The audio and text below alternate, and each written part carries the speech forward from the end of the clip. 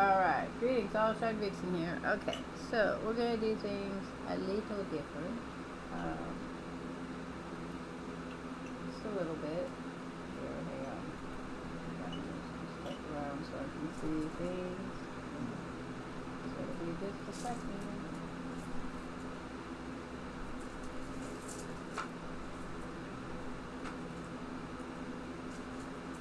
So the bitrate looks okay. Hey, Keely boy, how are you?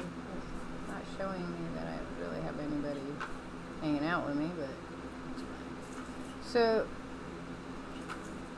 remember how I told you that? Oh, very noisy. So it's against the copyright law here in the U.S. to read comic books. And or books or plays or poems or stories or whatever, unless you own them. Now I do not, it's not that you own them, that you created them, and I did not create these comic books, of course, so I have to cease doing that. On Twitch, my videos of them will be gone pretty soon, so it won't matter. Over on YouTube, I'll probably change up some stuff there. Or I won't worry about it, and somebody gets me, and then it's on my second channel, so if somebody gets me, I can just use that channel, I guess. I don't think they hit you for both channels, but I don't know, maybe. Anyway, so what we're going to do instead is more like a review. I'm going to tell you about the comic books. We're going to look at a couple of them. We're going to look at some artwork. We're going to talk about what I liked about the comic, what I didn't like about it, why you should read it. That's a review. I'm sorry about not being able to read them. I really enjoy reading them. I'm not this great voice actor or anything. I just enjoy reading them, and I enjoy sharing you the love of why I bought the comic books to begin with. I could write to Marvel comic books and ask them if I could have permission to read their comic books online, but it seems like an awful lot of work. And most of the time I have written. So here's a interesting story. I was so into the character Riddick. For some reason, I can't remember the first movie it was in. Where they play, you know, they're on that planet, and it'll come to me eventually. And he wasn't like the main character. She was the main character in it, and how she would give everything for her crew, because at the beginning she wouldn't give anything for the crew. So it was all about her, and that was it. But I liked the character. For a very, not well-developed character, he was really interesting. So I really enjoyed it, and I thought I wanted to write the second part of it, because the writer and the director said they weren't going to make another one. That was it. And so, oh damn it, it's going to drive me nuts. Let me look and see what that is. I don't know why I can't think of it, but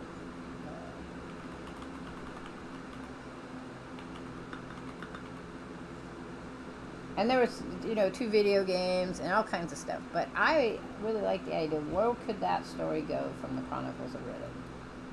Like, where could you take that? Because that was really the one I liked, was the Chronicles of Riddick. Where was that going to go? Pitch Black, that's it. So I like Pitch Black, but the Chronicles of Riddick really kind of, he's like a Wolverine character, so of course I'd like him. And I wanted to write where he would go next. So I created this, I took their universe, the bits that they gave, and I plumped it into a place, and I wrote this whole beginning of a story. At the time, I was looking into fan fiction and thought, oh, that'll be really, really fun. Let's go there. But I found out that if you want to write a fan fiction, like if you want to write second, you need permission, right? So I probably should have realized that if you were going to read them online, you'd need permission. So I found out who I'd have to write it to. I think it was United Studios at the time. Typed up this letter and sent it out. Didn't hear anything. So I waited a little while longer, typed it out, sent it out. I did that for about a month. And then I stopped. And I was like, they ain't never going to get back to me. I'm nobody. Why would they care? And I feel that's the same thing with Marvel comic books. If I was to send a thing to Marvel comic books and say, hey, I'd love to read your Marvel comic books, on my channels. Oh, but I'm sorry, I don't even have 1,000 on Twitch. I don't have 1,000 on YouTube. I'm a very small creator, and I just want to read comic books because I love them. I'm pretty sure that I'd never hear from them. So I know that people read stuff online.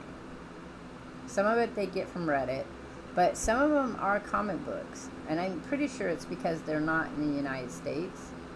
Most of it's manga, but I have seen the comic book ones too, and I'm thinking that it's because they only show certain panels. They don't show the whole comic book, so I could read the story and show pieces of it and maybe be okay.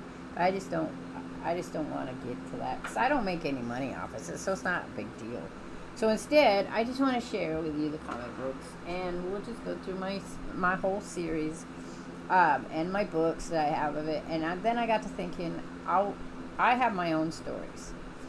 So I have a story called Rage, which has to do with AI, kind of. It's not AI. It's like artificial. It's not really artificial intelligence. I call it something else. I think it's like artificial humans or something like that. Artificial brains. I'd have to look it up. But and a fungus that a bunch of people changed so that they could use it. So that would be a great one to read. I have another one called Survivalist Backpack. That would probably be really fun to read. I have a lot of short stories I could read.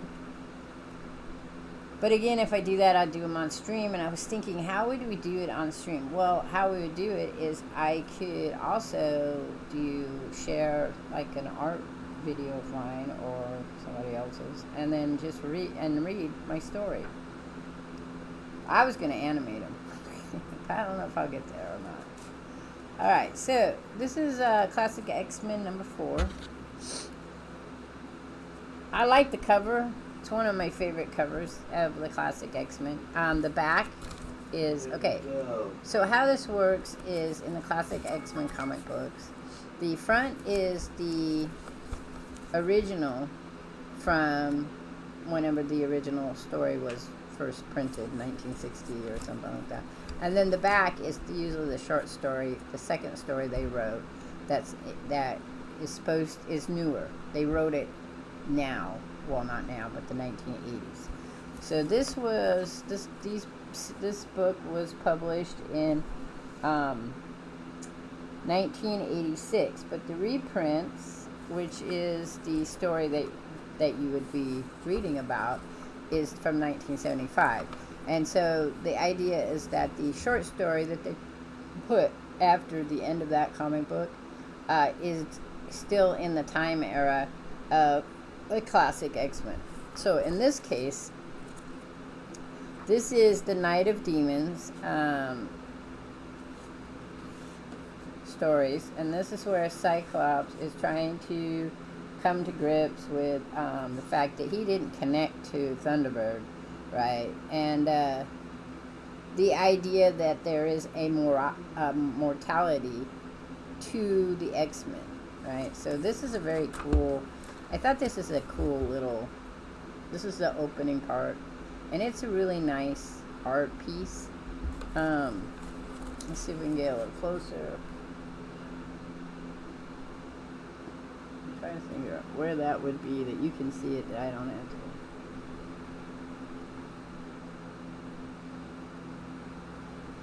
I think it's really well done, if you think about it. I mean, you got a mad squirrel there. But anyway, so he goes through this anguish of, like, you know, his conversations with Thunderbird and how Thunderbird wants to be seen as this person that has tried to do his best, you know. And then the fact that Cyclops didn't save him, like, says, you and the X-Men had saved the world from the nuclear holocaust, but you lost a man to do it. And try as you might, you can't balance those scales in your mind or in your heart. Can you, Cyclops? So I think, yeah, Cyclops is not my favorite character. He has never been my favorite character. They kind of did a little bit on him where I started liking him a little better, but he is written like Superman. It's a very Superman style superhero. So if you like Superman, Cyclops made an amazing villain. he made a really good. He really did. Yes, but he is a very staunch good guy. Yeah, but that's what So, I'm like. Oh, he made such an amazing villain. You seen today a Spider-Man mixed with Juggernaut? Yeah, they do that a lot too. So I had a really hard time because I had kind of outgrown Spider-Man because he's such a goody two shoes in the '80s. He's probably not now, but then you saw What If. Oh yeah, I got What If. Some What Ifs.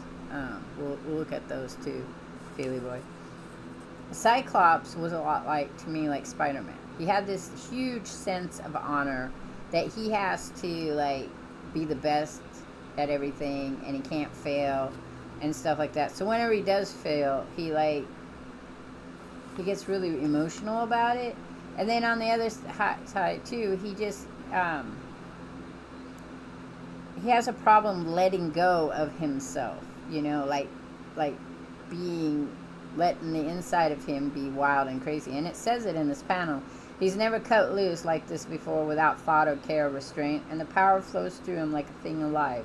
And for those few moments, there is hatred in him, yes, but there is glory and unholy glory and a need and a hunger. But then the moments pass. So, and Scott Summers himself, and he says, "Oh my Lord, what have I done?" And he's just ripped up a whole bunch of trees. So, it's kind of a thing, And then he gets mad at himself really bad, and then so he can't seem to bounce back, Though in this comic book, it's a lot about accepting the responsibility of things and then letting it go. And so they talk about that. Thunderbird is dead, mister, and all the wishing in the world won't bring him back. He's dead, you're alive, that's it. Like it or not, no matter how much it hurts, the rest of us have to go on living. And then it talks about that. If you're not careful, you may soon be resting peacefully and permanently as your friend. Which is kind of like comic books like to do a lot of foreshadowing. So that's like a foreshadow. Okay, then we have the X-Men. The rest of the comic book talks about the X-Men playing games. So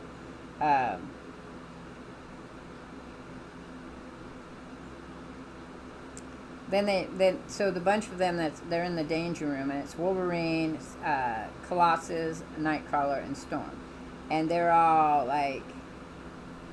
trying to do stuff, and Wolverine gets mad. And then Nightcrawler tricks him.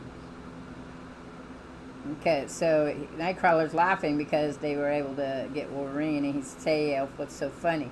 You don't laugh at me, Nightcrawler. Got that? Nobody laughs at Wolverine, mister." And then they're all really worried, and so he, does his teleporting, and then Banshee informs him that he could have killed him. And so then you get this whole thing where Xavier is telling him that the new housekeeper's going up, and then the housekeeper is coming to see, and then he tells Banshee to open the door. Now Banshee is thinking about retiring because he was in the Guardians of the Galaxy. The Spider-Man was mixed with Juggernaut. That would work a good thing. Banshee meets Moria McTaggart, and they actually end up having a relationship for a very long time, actually. The thing about Moria McTaggart, and they introduced it in the last comic book, is that Moria is the foster mother to Rain Sinclair, who is Wolfsbane in the New Mutants. So, and then also, which I wasn't going to tell you these guys and stuff, since we don't really have much else to do like that, is that Banshee has a daughter who also ends up in the New Mutants as Siren, and off and on and other stuff like that. So then the next part of the comic book is we are visiting. Who is this? Says, cut again to once secret installation shrouded deep within the Aradoc Mountains Preserve of northern New York. And we meet Dr. Lane. Now, Dr. Lane has a big component in the X-Men history.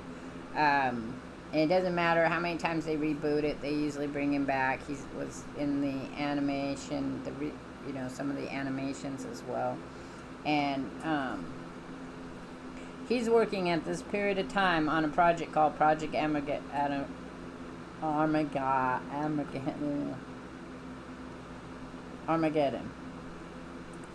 And it's the final ultimate conflict between Homo sapiens and Homo superior, between man and mutant.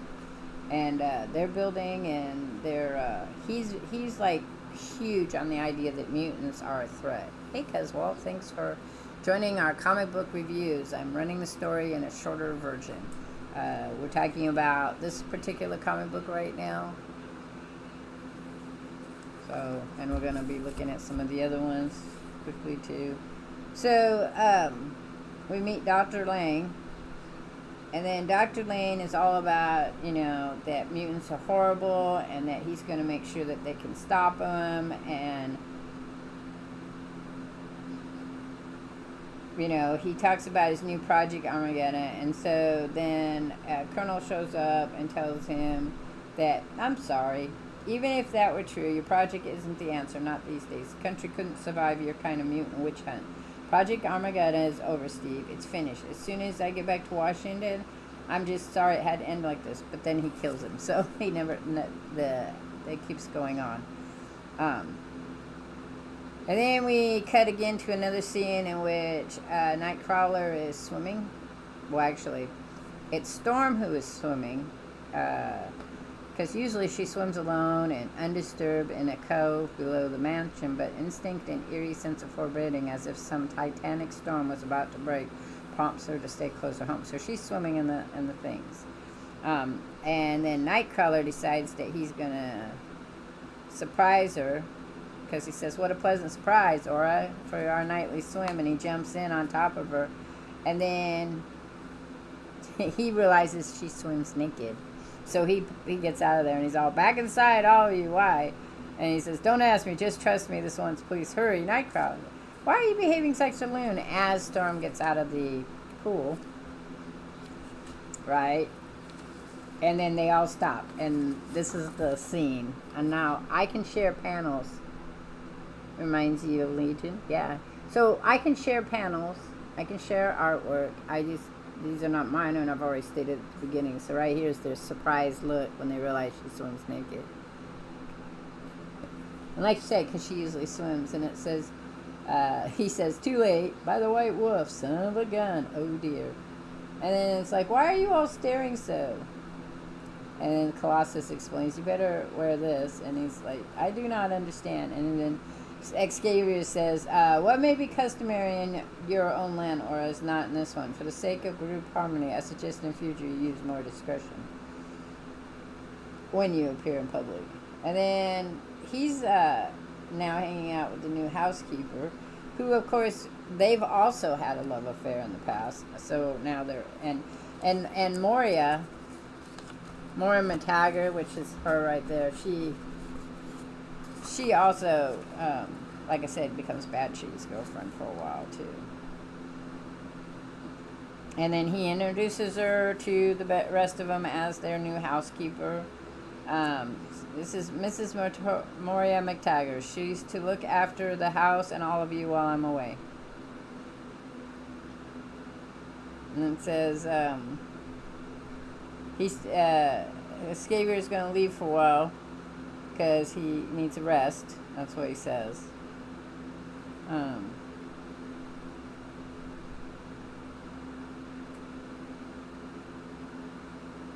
And then Storm wants to know why this woman gets to know who they really are. So, and then in the midst of all this, we end up having a creature, a demon, show up. So there's the demon showing up. Uh-oh. I see that it restarted itself. Okay, so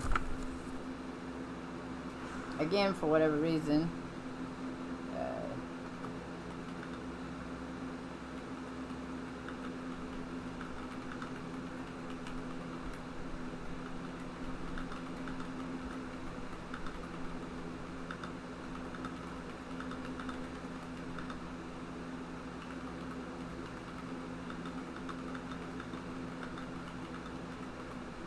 It's really behind. So my stream's a bit behind. Anyway, so here we have this creature, and it's I am Kiruk, little animal. Kiruk, the shatterer of souls. Kiruk, the slayer of man. I have come for you this night, humans, for your life and for your souls. So that's where we meet the demon they were talking about, Night of Demons. The Endless One awakened me before my time, and for that he must pay. And then Xavier is telling them how to attack it, you know. And Storm tries to attack it with her lightning, and she's too slow, and Kirok attacks her. And he says, your death will be a quick one, Winged One. But then Colossus comes in to protect her, and he does a pretty good job here with a big kaboom.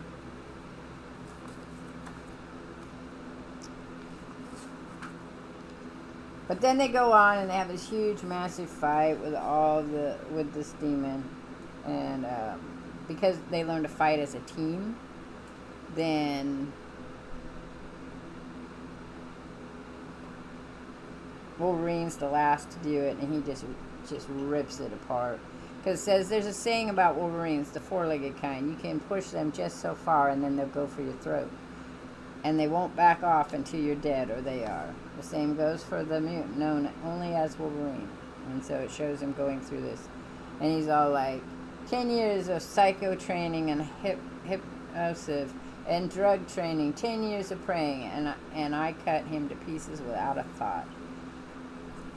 And it says, nothing changes, Professor. I thought I'd learned to control myself. I guess I was wrong. And you want to know something funny? I'm glad. Was he glad that he was wrong? Or was he glad that it didn't work at that point in time? And then he says the demon's not dead. Right? And then... So then it goes to this really weird dream kind of thing. It says, the cry comes too late, for already Charles Xavier thoughts are deep inside the mind of this demon. He is swept along like a wood chip in the flood of alien images until for the briefest of moment he becomes Kirok. And in that moment, Charles Xavier screams. So then Moria comes out with a machine gun to shoot the demon, and Banshee saves her. And then they said the professor's coming around, but he found the answer. And they said they have to go to where the demon is, the source of the demon, to be able to destroy him. And so Storm leaves to go find that, and she gets attacked by lesser demons.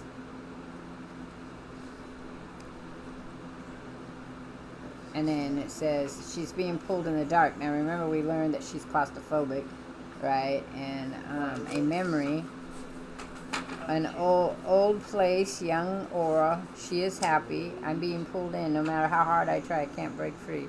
Memory, darkness, pain, a body, soul. Her screams and sobs till her throat is raw, but no one answers. She's alone. I must be free, and I shall be free. And I have to tell you, so in many comic books, that happens to Aura a lot, and that's the trigger for her to kick into her her powers on a whole next level. A whole next level. Like, she just vroom, like kind of style. I don't know how the stream's doing. Looks like it's doing okay, I guess. And in that process, she's able to destroy the demon. And then it says, Kirok is gone. Yes, Scott, I think that Storm has done her work well that night. But what was he, Professor? Where did he come from? Why did he attack us? And it says, I don't know, Scott. I don't think we'll ever know for sure. And Aura comes back.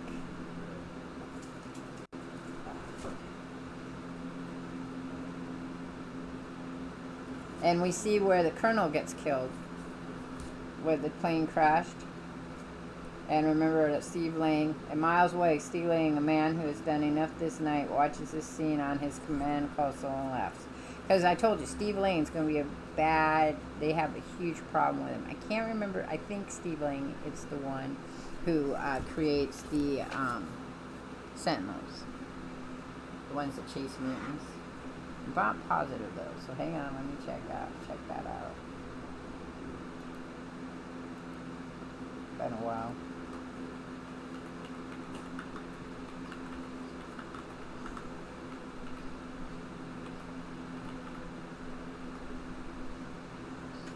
So, as a character, yeah. So he ends up in the future making the Sentinels, the mutant hunting Sentinels. He first appears in the X-Men 96.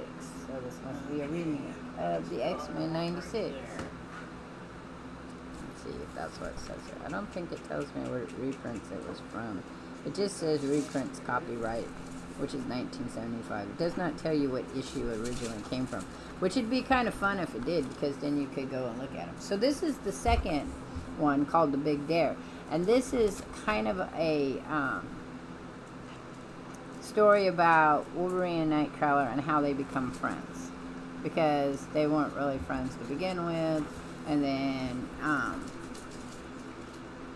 Wolverine has gone through a lot. We learn more and more about that, yes. They're playing kind of a tag, and Wolverine is telling him that fancy footwork's fine for a show elf, but not combat. And then, how I do my job, Wolverine, is my business. And he says, besides, for all your grim determination, you've yet to lay a glove on me. Face it, you're beaten. And then he creeps up on him, and he says, the heck I am, and he hits him when he's behind him. And he says, don't hear laughter now, blue boy. My bones are laced with adamantium, makes them virtually unbreakable, stronger than steel. If I really hit you, you'd be history. But I prefer to finish the job with my claws. So then he like acts like he's gonna hit him and with the claws, and then and Nightcrawler's like, oh, I thought you really were gonna hit me. And he's like, you don't trust a pal? And he says, someday, pal, the shoe will be on another foot. And so then they go through this thing where he talks about Xavier made a thing for, actually Forge made a thing for him, in which he'd be able to hide who he really was. Like he could dress up, be whoever he wanted. And then he says that with this device, I can look like whoever I want. And Wolverine says, you know, why? What's the problem? Are you ashamed with the face you were born with? And Nightcrawler says no, he's just trying to be practical because his face scares everybody and people get very upset. And like I said, I have a mini-series in which he gets sucked into another realm, like a fantasy place, and then meets a woman, but he becomes like a bucketeer kind of guy. So they go out to dinner, him and Wolverine, and he's all dressed up, and they talk about stuff, you know, about what he wanted to do and stuff. And he says, the new owner had no interest in me as a trapeze artist. He wanted me on the sideshow as one of his freaks. And Wolverine says, oh, you were ashamed then? And he's like, no, I just have my pride in myself and my skills, that's all. And then he just says that he's scared to be who he is and he's ashamed of it. And Wolverine, he says no, and Wolverine says, prove it. Leave that gadget behind. And then just walk around as yourself. So in the bar, he turns it off, and Harry came in. The bartender doesn't even blink an eye at him, and he's like, Harry didn't bat an eye. I told you, up and at him, hero. And then he's like, Harry, Susan, lunch was delicious. Anytime, chaps. Harry, that man's face, he has a tail. Aye, and a handsome one, too. So, I don't know for Wolverine, example of that. I have lots of Wolverine miniseries, yes. We'll do the very first one that everyone was so excited about. Him and Kitty Pryde. Like it's worth it's worth pretty good money if you had it graded. But yeah, I have plenty of Wolverine miniseries we can chat about. So I always like this story because Wolverine convinced Nightcrawler, that he could go out and about and, you know, be himself. And for the most part, he could. And people were very excited and enjoyed him. And he could chat to people, and he wasn't upset, he wasn't afraid till he met this one guy. And this guy says, "Catch a load, the geek. Geez, Marty, what's this town coming to? They'll let anything walk the streets." And then it's his first negative thing. You know, and Nightcrawler's all like, "Hey, we're finished with, hey, this ain't no mask." And then he got mad, you know, that it's not a mask. He thought it was a mask, but then he finds out it's not a mask, and Wolverine pops in and says, "I'm going to take care of this." And then they teleport out, and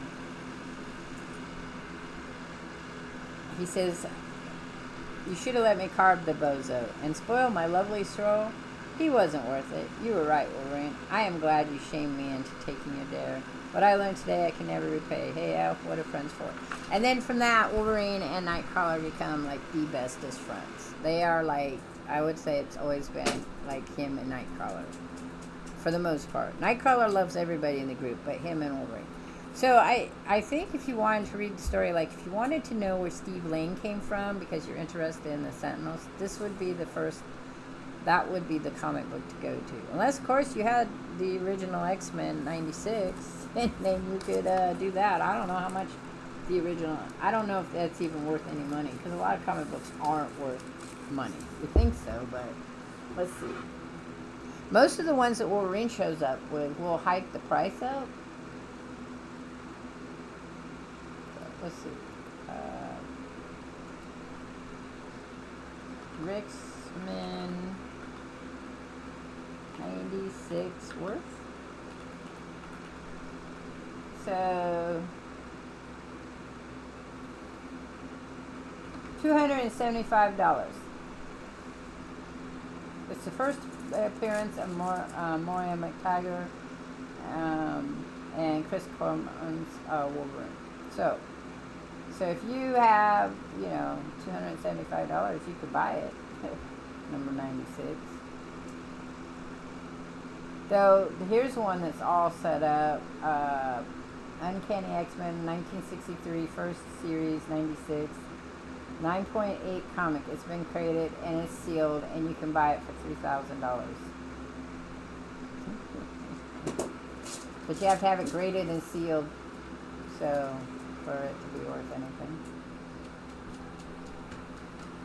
Alright, so then the next one of the classic X-Men is number 5.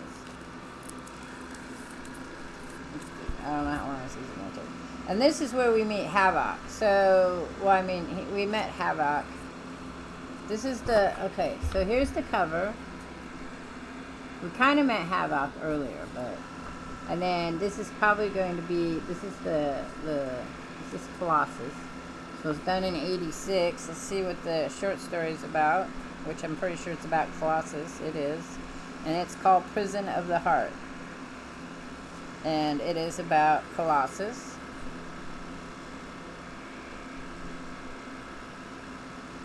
And how he would like to connect with people like Nightcrawler does by showing his true self, but again, people get very freaked out about mutants. But this one's pretty good. So here we have where this is the start of, this would be an important comic book to read. Because this is the start of Xavier meeting the love of his life, supposedly. The chick in space. I can't think of her name right now. But he starts having nightmares about it, where this person, he sees this really weird suit and space and coming towards him. And it says, but the dream doesn't hear... So to him it's a nightmare because he's got all the space stuff, and he meets this person in a spacesuit, and that person is coming to him, and it says he's so close to it, so close this time, closer than he's ever come before, close enough to see a face, and then his dream ends. But telepathically she is trying to get his attention. And so that's what this one's about. But here is where we meet Lauren Dane, and there's something going on with him. So if you like to know more about Lauren Dane and I can't think of his name, Alex Summer, this is a good comic book for it.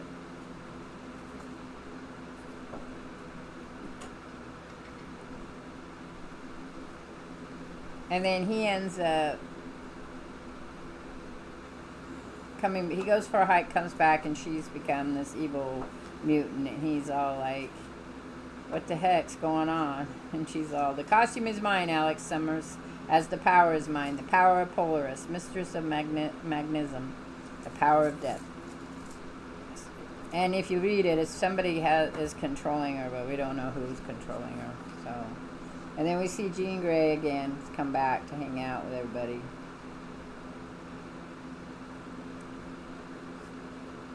And it's an okay story. The artwork's pretty good. I don't think we meet anybody immensely important here. Oh, the Eric the Red. You can learn about Eric the Red, who is interesting.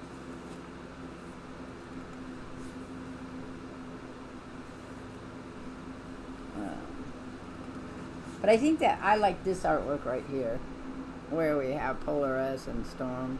That's really nice. But for the most part, it's not like a hugely, you don't need it to understand what's going on in comic books as they go along. It's just a very entertaining comic book where you realize, Summers realizes that his brother has been kidnapped. And then Eric the Red is anything but a fool. Havoc stop, because he doesn't realize they're being brainwashed. You know, and he stop or I'll fire. I mean it, Alex. I'll cut you down if I have to. I'll. And then Wolverine's like, what are you doing, boss man? You got a clear shot. And he's like, do what? Cyclops, kill your own brother? Well, Wolverine's like, yeah. And then that cuts it, Bub. Those clowns tried to stomp us, and you just stand there and watch them fly away. What's the matter, hotshot? You gutless or something? Wolverine, shut up. And then he smacks him. And then Storm steps in and says, no, you will do nothing, Wolverine. Not now, not ever, or you will answer to me. And so Wolverine's trying to deal with the idea that Cyclops has now walked away and he's going to go after his family. But then now we see that we're back, that they're being watched by Steve Lane. His brother tried to kill him today, and he knows deep down that when next they meet, there'll be no holding back. Brother will kill brother. And the horror of that day will be that they'll kill without ever knowing the reason why. That they won't be men at all, but merely puppets dancing on a string. Which is, and it's an interesting picture. So, right here. So you see him watching them, and then someone else is watching him. Alright? And then this is the story I told you. This is the other short story that was written in 1986 about Colossus. And Colossus meets a ballerina.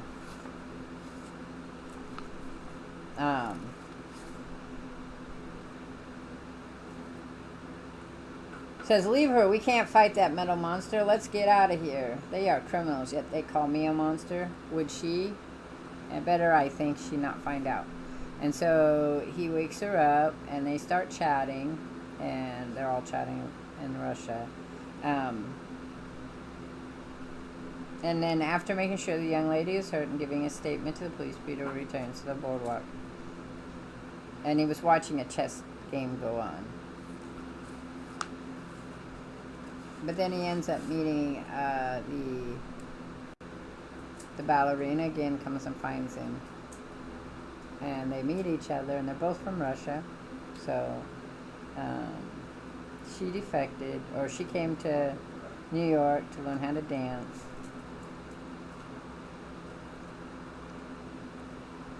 And they start to hang out. And she invites him to the ballet. And he draws her pictures and brings her roses.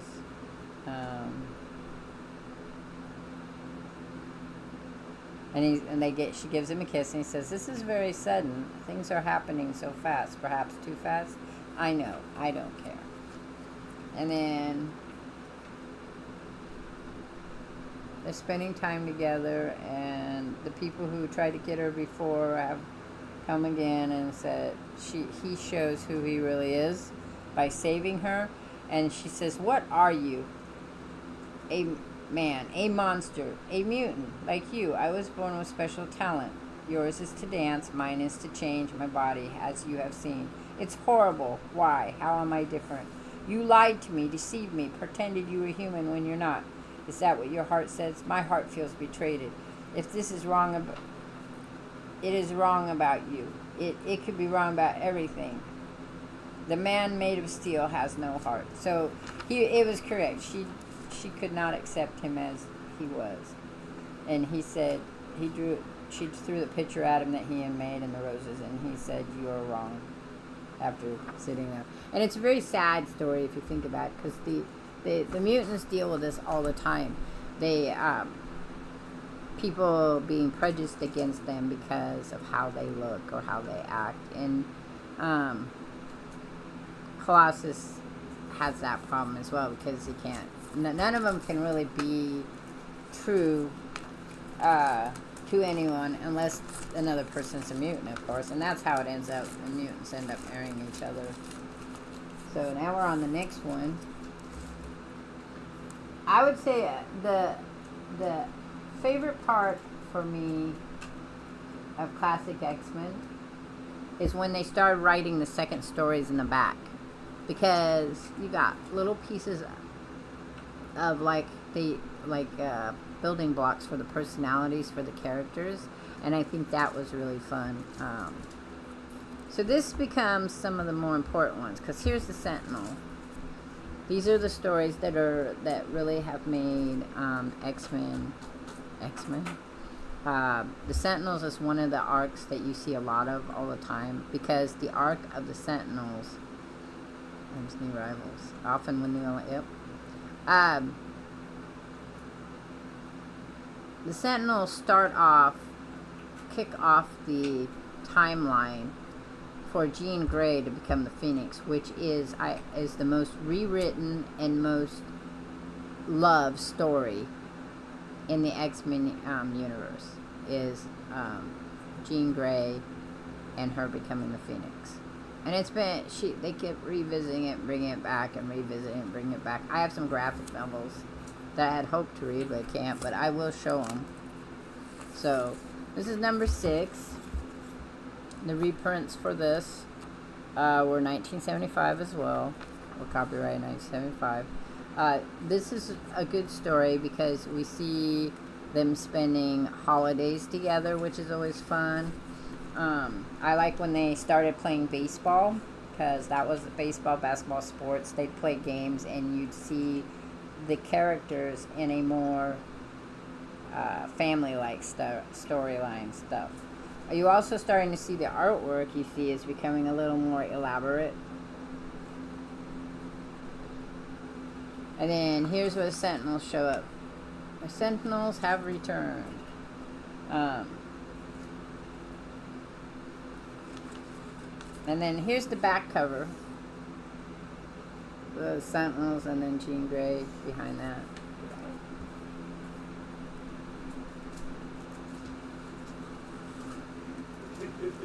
And this is a really good comic book for how Jean Grey and Cyclops work together in fighting a bad guy. Because the X-Men all fight really well together. They learn to be really good at it. But Jean Grey and Cyclops are like really great. And then later on they go to a comic book called X Factor. Because of another famous story that's a kickoff is the Goblin Queen. And in the Goblin Queen, that whole storyline, and I'm not going to say that one's redone a lot. I haven't seen it done a lot, but it is an interesting storyline. There are bits of it that they kind of just let fall off into space. And comic book writers do that a lot, which is kind of annoying, because if you're following a certain storyline, you're like, what happened? And they just don't get back to that. So that's kind of an issue on that, too. My favorite storyline, though, of in the past is Days of Future Past is my favorite one. Days of Future Past. Yeah. So of Trump, I don't have any back covers with Trump of it. What are you talking about? Did I say Trump?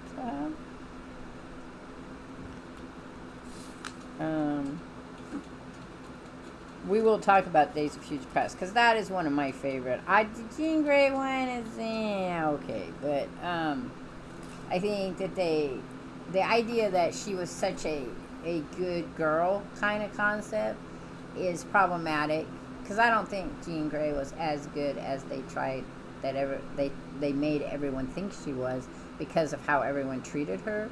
I just think that she is more poised so that she keeps that darker side of her hidden, and then they went on to explore the darker side of it. So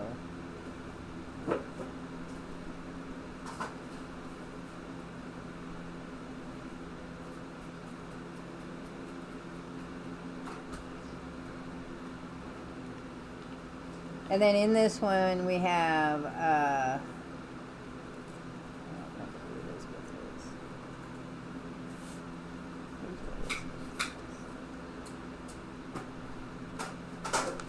okay, so remember the last one talked about how Colossus went out with Anya, the ballerina.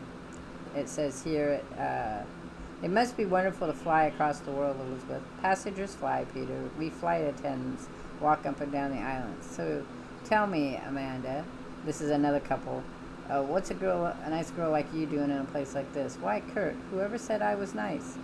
Oh, it's Nightcrawler. All dressed up in his little outfit, his glamour thing. And then, so they've taken a couple of stewardess out and says, you know, Amanda, I can't help feeling we met before. Can't place the face, because it's a false one. An illusion generated by my image inducer. Kurt, Peter. And then Maura McTaggart shows up.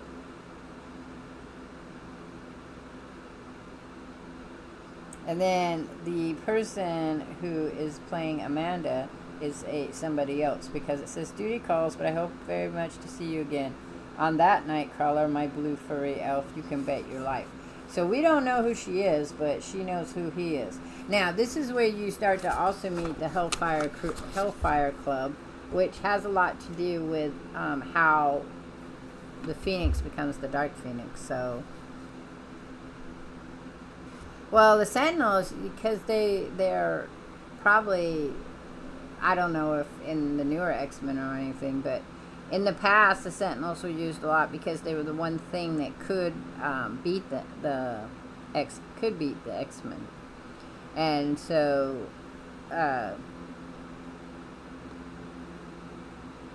that's why people, I think, you see them a lot because they're able to do away with them. You also meet Tessa. Tessa's interesting because she later becomes an X-Men person. But they captured the X-Men with Sentinels, and it says time cut now. 4 days up the line to December 28th, a Sunday in New York City. Except that this isn't New York. Will you be looking at that? The head honcho, Steve Stephen Lang himself, come to pay us a visit. We're honored, sir. I'm glad to find you in such high spirits, Banshee. Your friends should learn from your example. So they've got them captured, and they're studying the mutants. And then it says here, where's your swastika, Lang? You don't look dressed without it. I'm no Nazi, Miss Gray. Just a man doing his duty. Following orders, huh? If you like, you mutant kind are the enemy. I'm find a way to destroy you. Why start with the X-Men? Because the X-Men have the most effective mutant opposition to the Sentinels. Because you, Cyclops, Xavier, are the heart and soul of the X-Men. Cut out the heart and the body dies. So he knows more about the X-Men than they thought. And then he slaps Jean Grey, and that pisses off Wolverine, who rips himself out of whatever constraint they had on him and then starts taking people down. And it says Sentinel T20, a mutant is loose, secure him, alive if you must, alive if you can, dead if you must. And then Wolverine just rips off the arm of the Sentinel.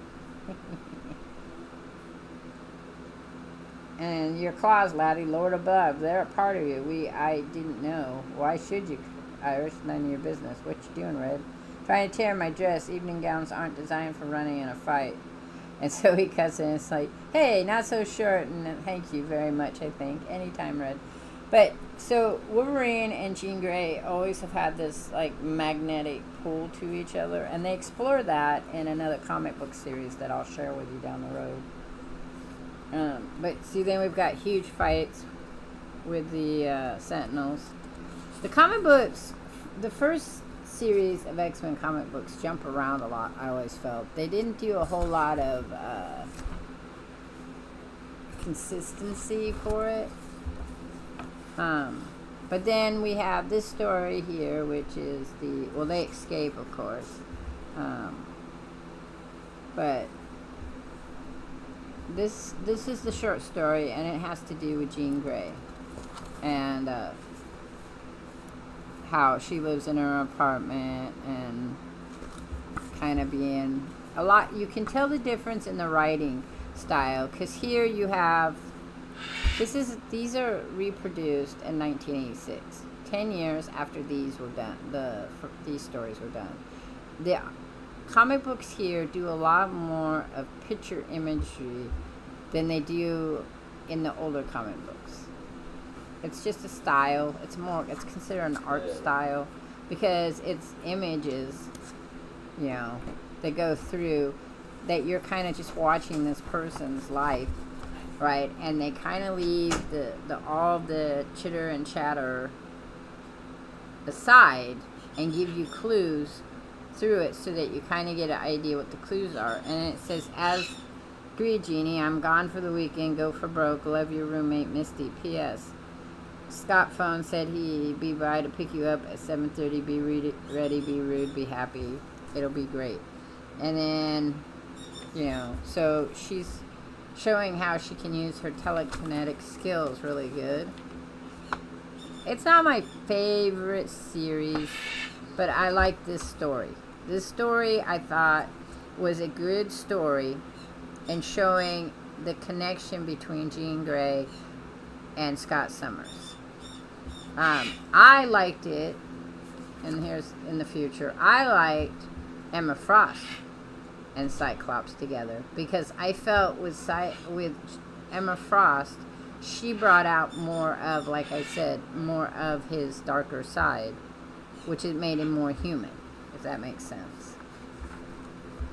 But Jean Grey and him have kind of that high school romance style, and so she uses her telekinetics to make a pretend Scott.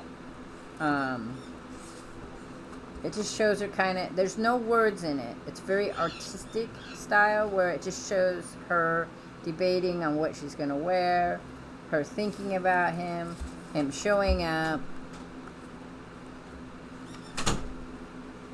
and them having a kiss, and then they leave. And then literally, there's no conversation in the whole thing. What it does show is the Phoenix at the end. So there's this big kaboom. And then it shows the Phoenix.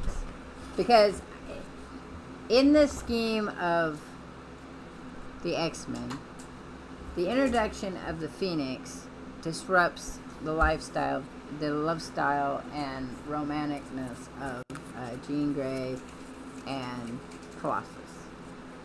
For many reasons. Probably because he couldn't save her, and that's a huge complex on him. And then also because she's more powerful. And then she sacrifices and dies and then comes back and then dies and then comes back, and he just can't live his life. Because when he does live his life, all kinds of weird stuff happens. So it's the last one we're going to look at. It's number 7. Next week we'll look at 8, 9, and 10, and then we'll move on. I was thinking, though, because I'm not reading them, I could actually show you the whole series that I have. So I might do that. So here's this one. Number 7. And this is Death Star Rising. And this has them where they got out of the thing and find out they're in space. Which kind of sucks, you know. Again, see how the artwork is very... So we're still doing the panels. And we're still doing... They're very condensed panels with the letterings and stuff. Again, if you are interested in the beginning story of how Jean Grey becomes the Phoenix, this is the series that you want. And I don't know which one that is, because they don't tell me in this. But this is the birth of the Phoenix. So they were all up in this. They're in this. Half of the team is in space, and the other half of the team is on Earth. And they're getting ready to go to space to rescue the other teams. And so you have good evening. Here now the news. A midnight launch is imminent at Cape Canaveral, where the StarCorps project shuttle, piloted by project director Dr. Peter Corbier, is set to lift off as scheduled despite of unusually heavy and hazardous solar activity. And then this, they have, what's his name? He used to be a famous newscaster, and then he became a talk show host. Can't remember his name though. Starts, Geraldo. What was his last name? Here, let's see if I can find it. Pretty sure. I can't think of his last name, but I remember watching him in the 80s.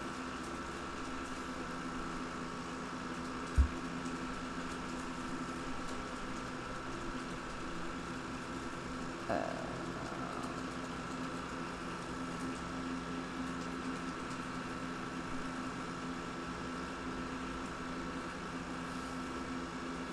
don't think it's that one. Oh yeah, maybe it was. Geraldo Rivas show. Let's see if that's it. Who it is. Yep. So it was the Geraldo Rivas show. Started, the first episode was in 1987. So he left Fox News in June of 2023 after 23 years, citing a toxic relationship. Interesting. But he had his own show for a while.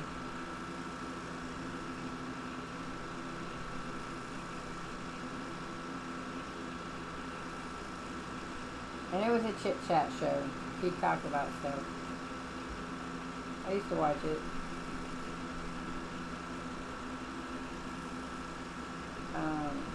Joe investigates allegations of widespread satanic underground in the United States. That's what his first show was about. Yeah. They're looking for that cabal that's eating kids, as everyone talks about. So here they are going to space. Now, you can see the artwork is becoming very realistic, you know, and they're doing a lot more, they're cramming a lot in those panels. It just amazed me how much they would panels. This is not one of my favorite comic books. It is a good comic book, though. There's a lot going on in it. It is,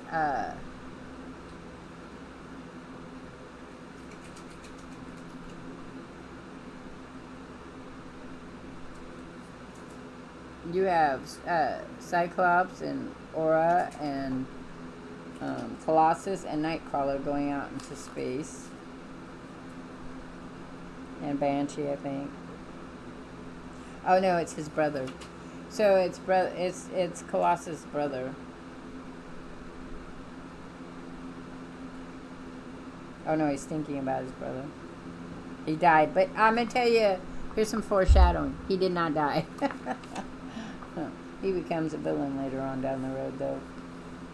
They bring everybody back. Everybody gets brought back. I don't know who that other guy is. So I'm thinking it's Banshee, though. But yeah, that is retired. And then we have more of the Hellfire Club, who, again, more of Tessa. Tessa's a mutant as well.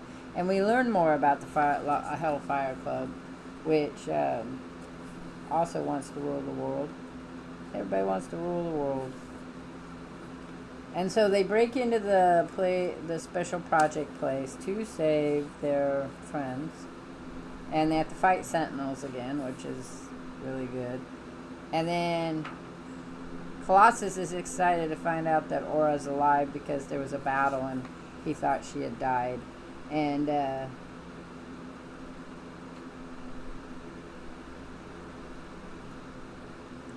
they have explored her and him as a relationship on like a what if X-Men thing, and they have explored Wolverine and her as also in another thing. And then they find he's still looking for Jean, and he's getting these mental pictures of her, and it's making Cyclops berserk. And then they come across Wolverine all strapped up with, I want to say maybe Juggernaut, but I can't be absolutely sure about that. Which one he was. Because they have other mutant people that they have here. And then we have Cyclops fighting the Dr. Ling, and then Jean Grey saying, "You need to stop."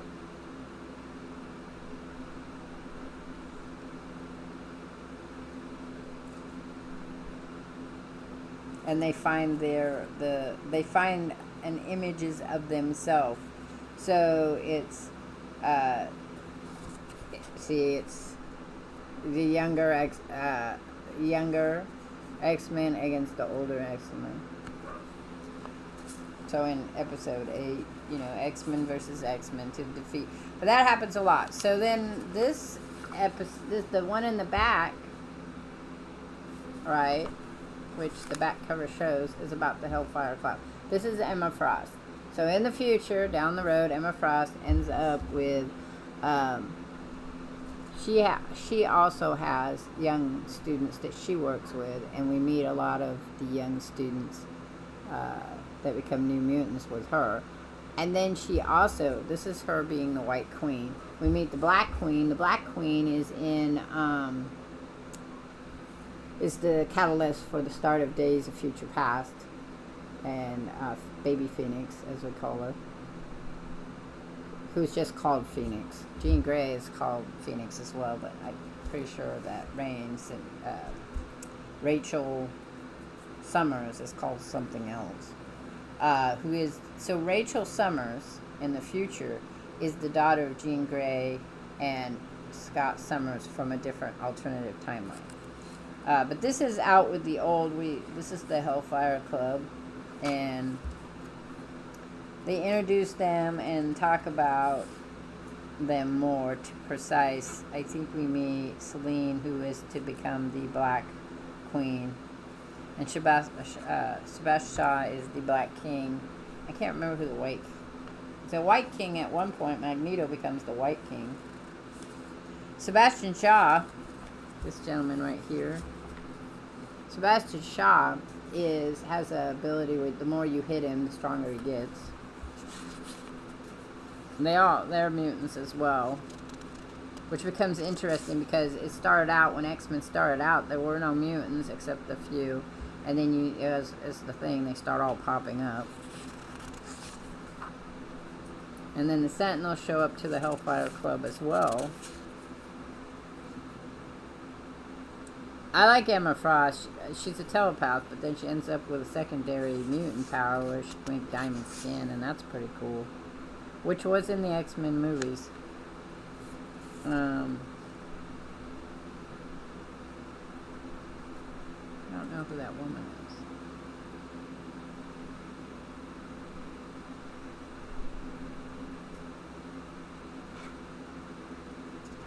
But she dies when his mate dies, or his girlfriend, or whoever she is, dies. Can't remember who she is, though. But the Hellfire Club becomes also another enemy to the X-Men. So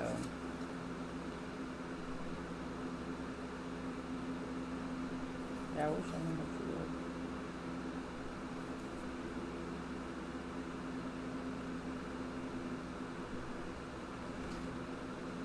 So we have Edward Buckman.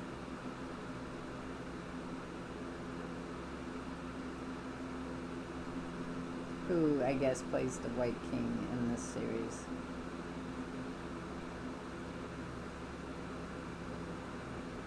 And then what they do is they take the Phoenix and they make her into a Black Queen as well. And so then there's a whole to do about that. Okay, so if I was to pick which of my favorite of these four would be, I'd probably have to say of these, my favorite one would have to be this one, because it is the start of the Phoenix Saga, which has a whole lot of other implications that go. Alright, so I wanted to share with you, I don't know if you can see it, I gotta wait to see if it comes up. This is my next painting. This is its storyboard, or it's, I don't know what you call it. But this is my sketch of my next painting. And it's going to be familiars, groups, but based on their groups. So, so like with crows, you have, well, crows and ravens, there's a murder. But ravens are also a parliament, so I might draw a parliament of crows. But this is going to be the first one. There's going to be mountains in the background. I'm going to do a base color of the blue-grays of the sky, you know, like the stormy sky. And then there's going to be some trees with ravens in it. And then it's a mixed media style, though. So it will not turn out exactly like this. It'll be more like the style that I make my other paintings and stuff with. Alright, so we're going to do Legos now. It's Legos time. Lego time. Because I know you like. And we're building that fox. I think we only have 2 more times left. We'll see. I'm not putting rainbow in there.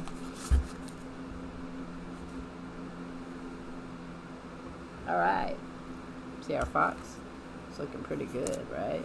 Fox is looking pretty good. Pretty good fox.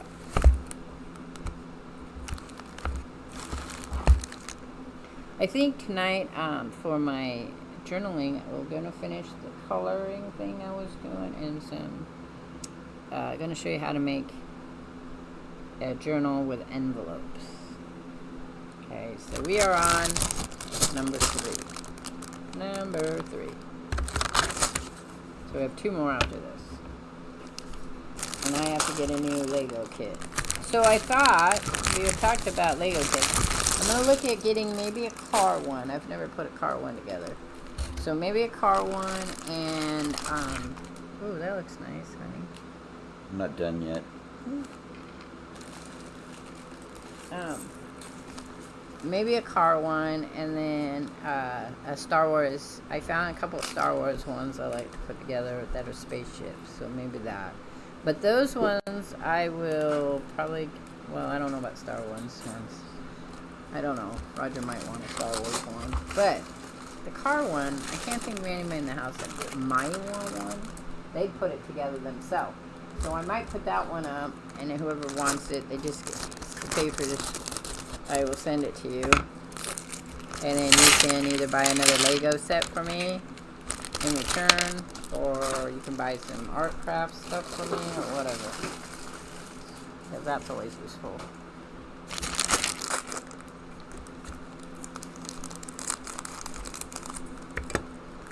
It's going to take me a while to get into the swing of doing the comic books as reviews. I'm going to have to, I think, read them beforehand to remember what they're about. Okay, so there's the fox.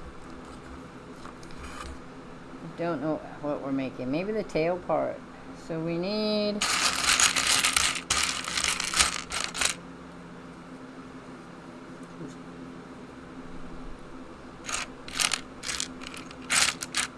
dealing with tiredness lately.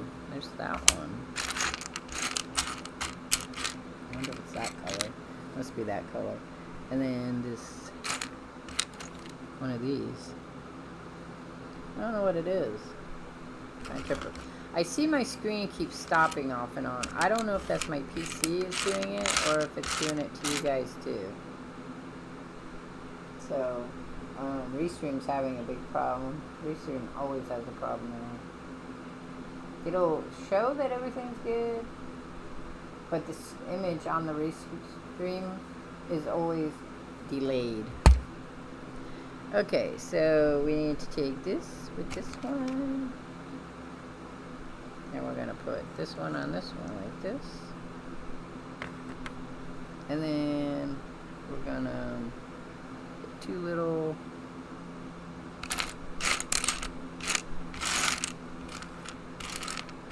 weird square ones. The beginnings are always the hardest because you have so many of them. I think it's this one. There's one. I didn't know one of those. I need that one.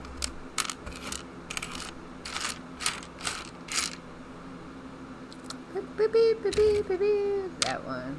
Is that all I needed? Yep, two. Okay, so then we're gonna...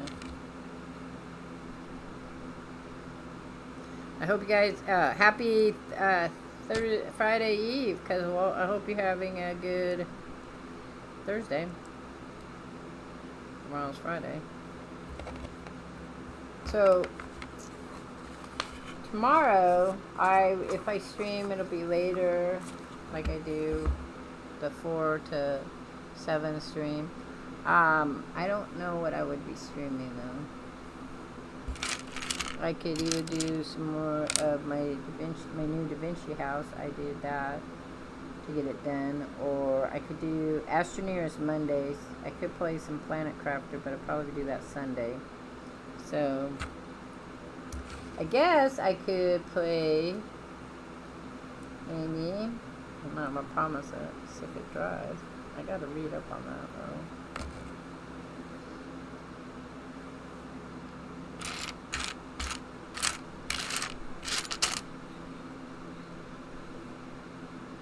I want to go back and do some more Fallout 4. Been missing that lately. I don't know if I'll get there yet. Try and eliminate some of my other games. And this one.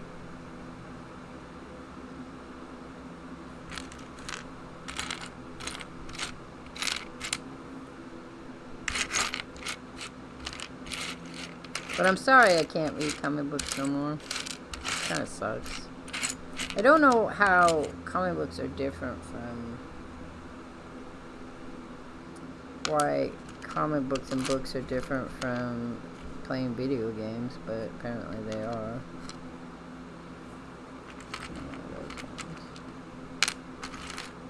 I'm trying to find that one. It's got 2 on it. It's the longer style. But I don't see it. Always say that, then I'll find it.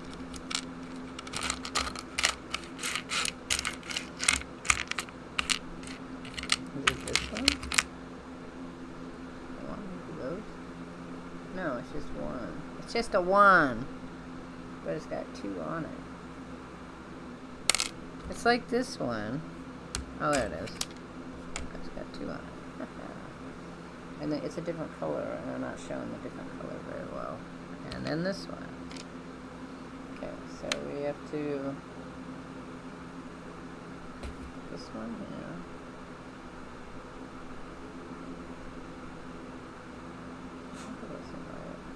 Okay, I see what they did. They do this one, then this one. Then they'll do this one. Then they do it. Okay. There we go. I need 2 of these.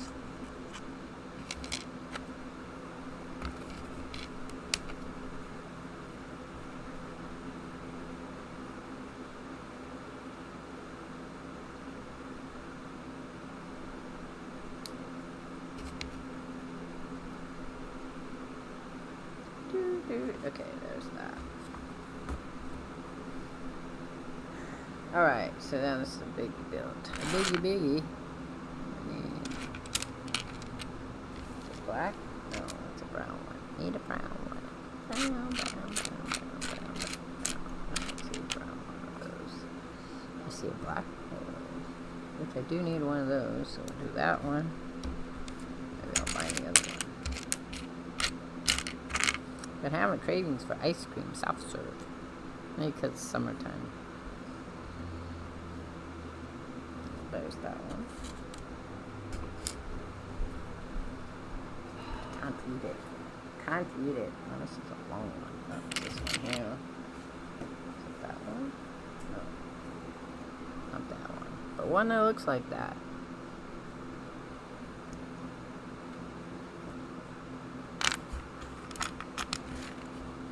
Okay.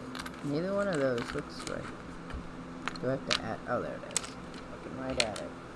That one. And another one of these. There's the one. I need the gray one. That one there.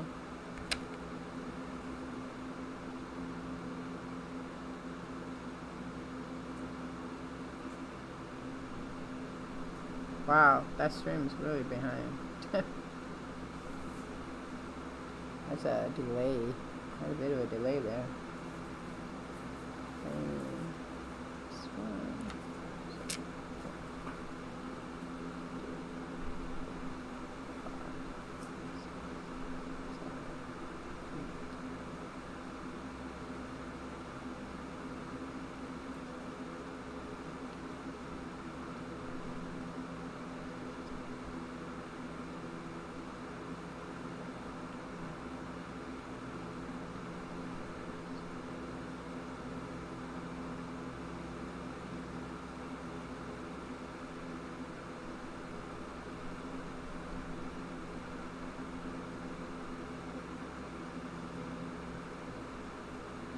Seems like it stopped. Because I'm at 36 count and I don't see any movement.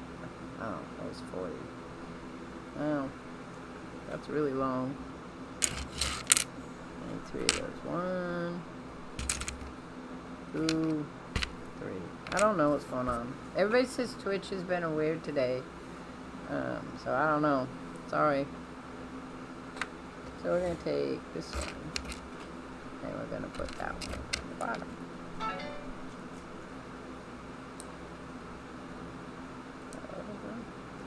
And then we're going to take another one of these, and we're going to stick it right there. And then we're going to take this, and then we're going to stick it right there. Wait, I did this one. Oh no, I didn't. And then this, right here, building on it. And that one.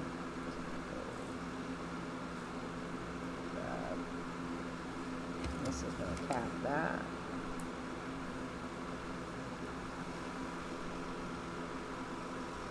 Oh, I see that. And then we're going to cap that here. And then we're going to put this one right here. I'm going to cap this one. There we go. And this one. Go that. So there we go. There we go. Oh, I see what these are. We're gonna make legs. We need a white one of these.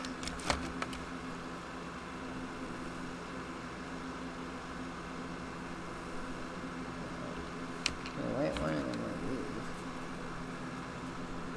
This one. On this side.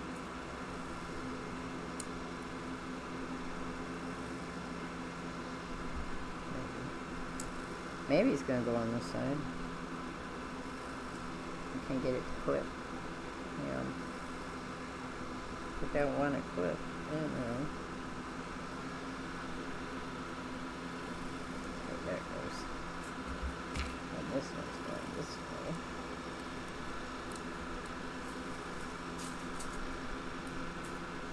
And then this is going in.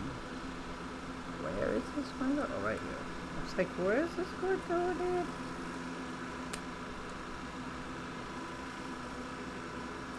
Oh, it did not click in there.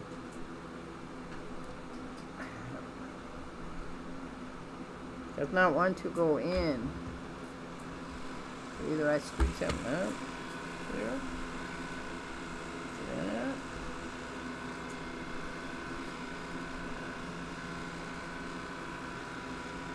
It's supposed to be under that. I think I put those on there.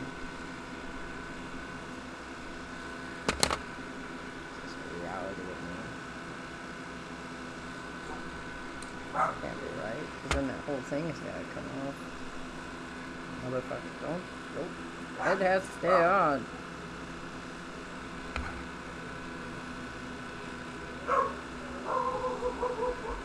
Somebody's here.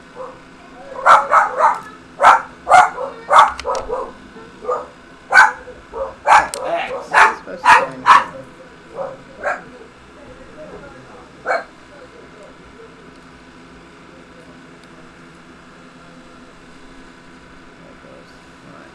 here. It's supposed to be there, but it won't work if it's there. And they show it there, but it's not, so I must have it on the wrong side. Maybe it's supposed to go like that. This shows this one going on that side, but I think that it's not right, and now everything wants to come apart again. It's normal for Legos.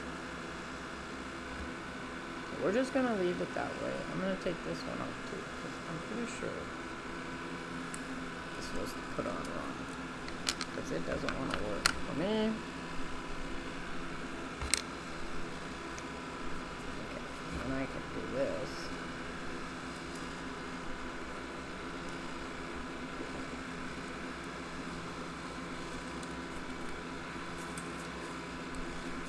I'll do that.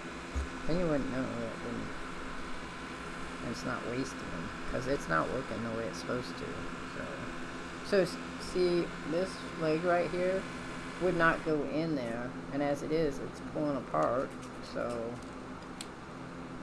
because I don't have anything to hold it together now. That's sucky. I know! Lego's not known for its movable toys. They all fall apart on me. Okay, so that's what the problem is. I need that to go in now.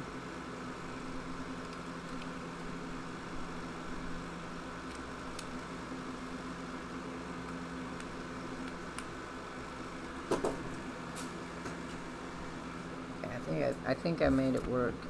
It did not want to work. Not with these pieces. I'm probably gonna have the same problem on the other side. Which is like a Okay, so now I need this one. But we'll do the best we can. This one. That's all I can do. So we're gonna get this, and we're gonna put this one here.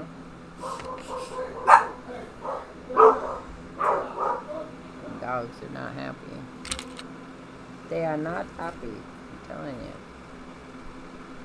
I don't even know what we use. They have a hard time with my sister's boyfriend. Little dog especially. So then she starts barking, and that makes everyone bark.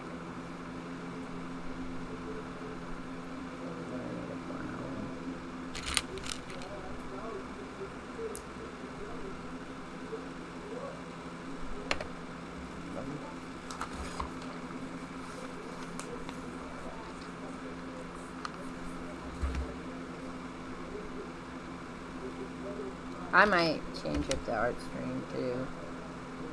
I like sharing the comic book stuff. I mean, I can have conversations about it for days.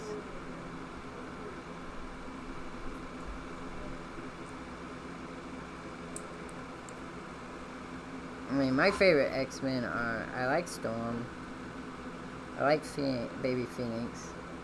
I like Rain Sinclair. I like Wolverine. Bishop's pretty cool.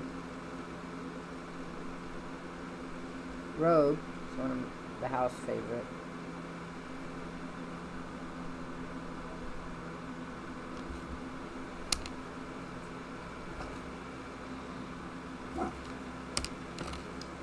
I like Emma Frost.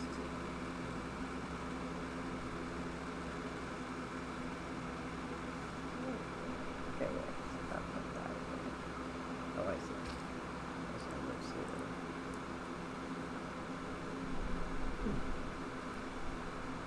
I don't really like a lot of the older X-Men. I don't like Wolverine or not Wolverine. I mean, I don't like Angel. I don't like Beast. I do like Beast. I think he's another character that they expanded pretty well. And Angel got pretty interesting when he had problems with Apocalypse, so and Psylocke ended up hanging out with him.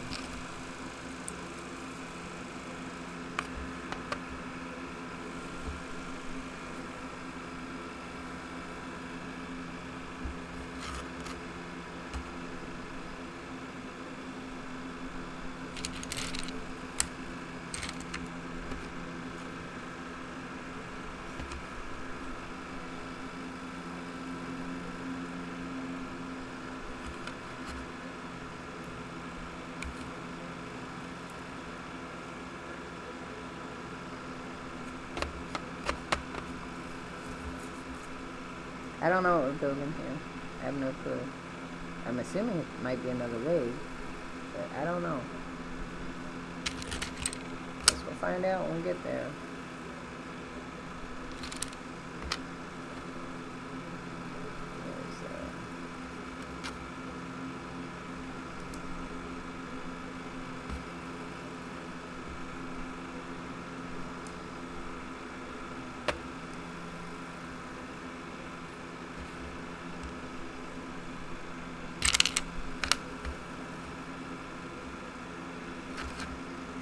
So this build's been kind of problematic for me in that, again, the movable parts have the hardest time working.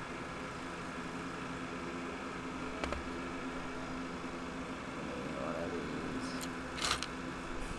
Not one new, I think. Yep.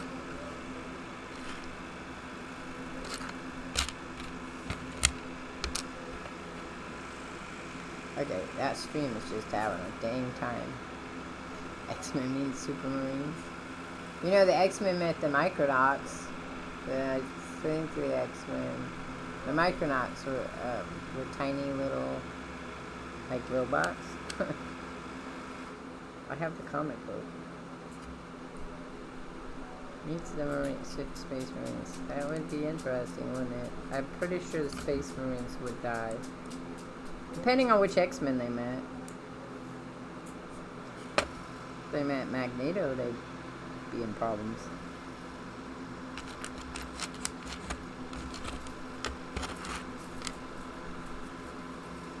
It'd be great if they had made Warhammer comics. I don't know if they have. I'd have to look that up. That'd be fun.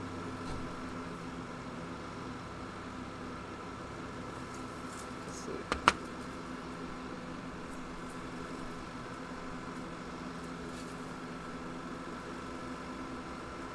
Comics are always fun to read.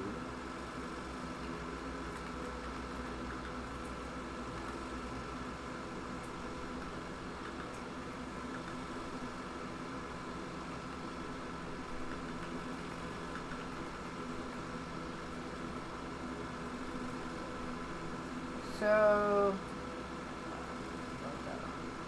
they have graphic novels. So it says the only ones I've saw so far a year ago are the ones Marvel published, Sisters of Battle,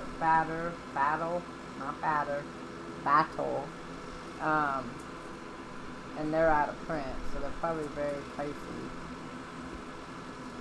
So let's see. It says Warhammer 40,000 comics are spin-offs and tie-ons based in the Warhammer 40,000 fictional universe. Over the years, these have been published by different sources, originally appearing in Inferno and Warhammer Monthly, the latter renamed Warhammer Comic when it became a bi-monthly publication towards the end of its run. The initial series of the stories have been released as trade paperbacks by Black Library. Black Library is a division of Games Workshop which is devoted to publishing novels and audiobooks set in the Warhammer Fantasy Battle, Warhammer Age of Sigmar, and Warhammer 40,000 fictional universes. Some of the Black Library's best-known titles include Gaunt's Ghosts and Eisenhorn, series of novels by Dan Abnett, and Gotrek and Felix series by William King and Nathan Long. The authors of these novels, graphic novels, and comics created original storylines and characters that are based on playable armies in the main Warhammer 40k game and its many spin-offs such as Inquisitor or Epic. These works are then promoted with contributions of stories, plot synopsis, and rules in the White Dwarf magazine and at the official Games Workshop website. So what's the White Dwarf magazine? Oh yeah. White Dwarf is a magazine published by British games manufacturer Games Workshop, which has long served as promotions and advertising platforms for Games Workshop and Citadel miniature products. During its first 10 years of publication, it covered a wide variety of fantasy, science fiction, role-playing games, and board games, particularly the role-playing games Advanced Dungeons & Dragons, Call of Cthulhu, Rune Quest, and Traveler. These games were all published by other game companies and distributed in the United Kingdom by Games Workshop stores. The magazine underwent a major change in style content in the late 1980s. It's now dedicated exclusively to miniature war games produced by Games Workshop. So that's the White Dwarf. That's for miniatures. The publishing company takes its name from the fictional Black Library that appears in the setting of Warhammer 40k. The fictional Black Library is where the Elder Race keeps their collected knowledge of Chaos and Necrons. The Black Library was founded in April 1997 to publish Inferno magazine, a bi-monthly digest-sized anthology of short stories, comic strips, and features from the Warhammer world. Black Library began as a team at Games Workshop brought together to Inferno magazine. Inferno's success spawned Warhammer monthly comic books, and then in September 1999, a lengthy series of fantasy and science fiction novels. The first art book, Inquisited Exterminatus, was published in May 1999. Black Library's catalog now runs well over 200 titles, with a Warhammer and a Warhammer 40k novel appearing every month.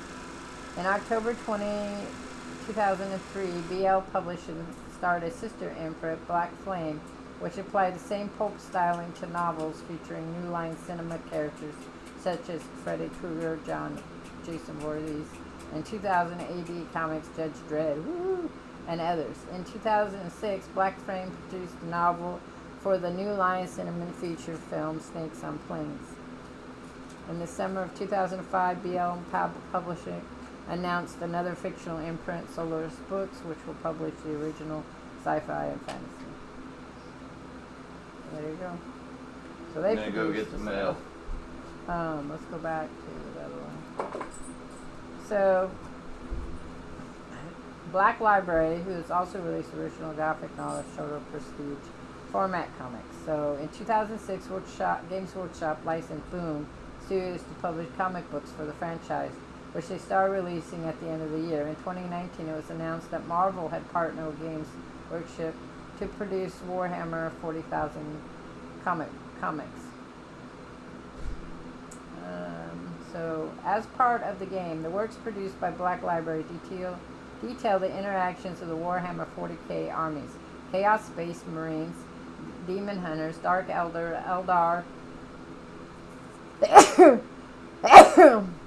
Imperial Guard, Necros, Orcs, Space Marines, Tau, Tyrids, and Witch Hunters.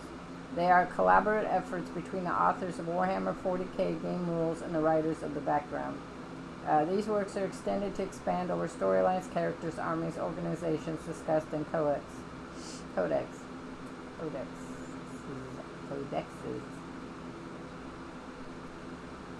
Combined with contributions to White Dwarf magazine of article stories and rules, as well as miniature lines produced by both Games Workshop and Forge World. As part of a fictional universe, most of the graphic novels take place thousands of years after the fall of the Emperor of Mankind at the hands of Horus, his once glorious son, who turned to the worship of chaos. Many millennia have passed since then, but the Imperium of Man is still at war, both with chaos armies once led by Horus and with many other new armies. These stories are written from the perspective of humans, primarily those of the Imperial Guard, the tech priest of the Apodus Mechanus, the women warriors of Sister of Battle, the orders of the Inquisition, and the genetically enhanced Space Marines. They focus on Warhammer 40k game with occasional forays into such spin-off games as Necrocommando or Inquisitor, and the use of vehicles equipment found only in Epic 40k, which deals with large-scale miniature combat rather than squad-level combat of Warhammer 40, and Battlefleet Gothic, which deals with combat between spaceships. So we have Blood Quest, Eye of the Terror Trilogy by Gordon Rennie and Colin McNeil. It's a collection of 3 works titled Blood Quest Into the Eye of Terror, and Blood Quest, The Demon Mark. The trilogy involves the first founding Space Marines chapter, the Blood Angels, as they struggle first against the Orcs and then against the armies of Chaos. Plot synopsis. Captain of the Blood Angels, Leonatos, was given a weapon called Encarmine, the Sword of Belarus, as a prize for his prowess as a warrior and for the accomplishment of his men on the battlefield. So these are the comic books. They all come with a bunch of them, and they tell you. So if you go to Wikipedia, it tells you all about them. I wanted to see pictures of them, though. Let's see if I can find some images of them before I finish my box here. I just want to see what they look like. Images. Woo, yeah, those are pretty. How much they want for that one? Well, that's 19 pounds. You'd have to buy it on the UK, I guess. How much is that one? I want this one. Sister of Battles. $4.99. Where do I buy that at? JP Sports. Those would be fun. I should look at them. I got a couple of comic book stores here that I could probably find Warhammer comic books in. I wanted to see the Marvel ones. Oh, there's one. Sister of Battles. Standard cover. It's not saying how much they are though. But they have quite a few of them. Interesting. That's the army I want. Sister of Battles. Okay, there you go. You could do Space Marine. You can't, but you could do Space Marines. Comic books if you wanted. Okay, I'm on my next one.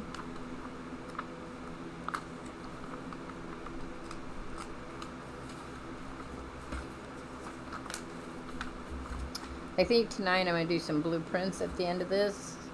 I'm going to do like 2 games of it. So we're going to try to get the next trophy.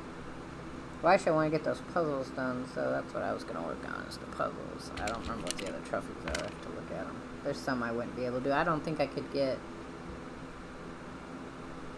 solve the thing in one day. Even knowing what I know, because you just don't get enough of the harder things, so I don't know how you would do that anyway.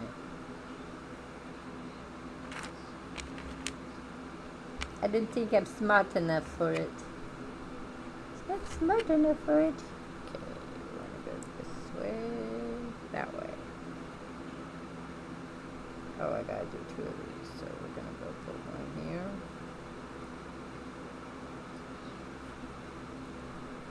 One here, maybe, one here. There we go. That's the other double one. One over here.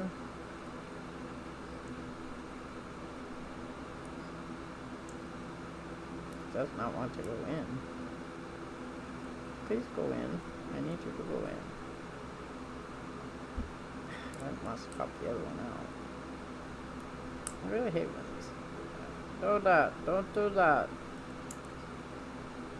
Well, now it got all funky. That's not how I wanted it.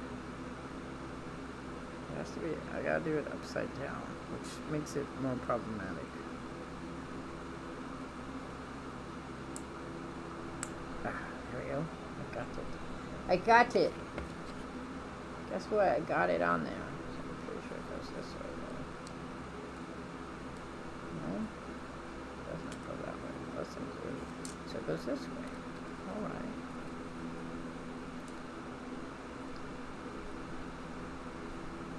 Okay. There we go. Now we can rock away. Oh, that's not it. This one. And then 4 of these. 1, 2, 3, 4. Not my favorites. Okay, so now we're going to take this one. I'm going to put it on here. It'd be great if they made some Space Marines movies. Only certain people would want to see them though. Or animation would be fine.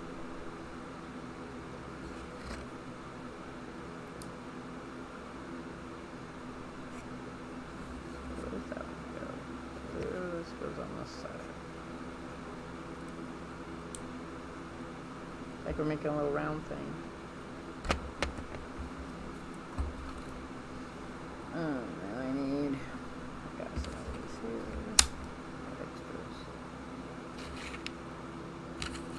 That one. That one. One. 80s. Okay, so this one goes this way. And then this one goes right here. Okay, that.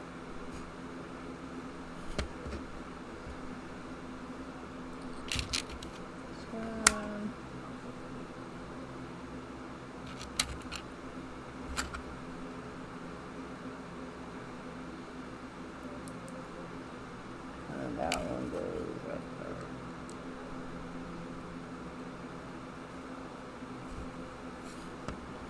There we go. There we go. And then we have this one. Right there. Boop, boop, boop, doo, doo, doo, doo.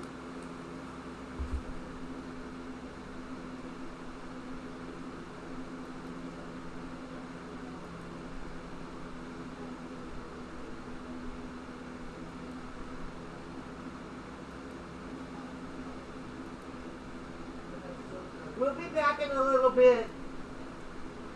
Okay? Hello?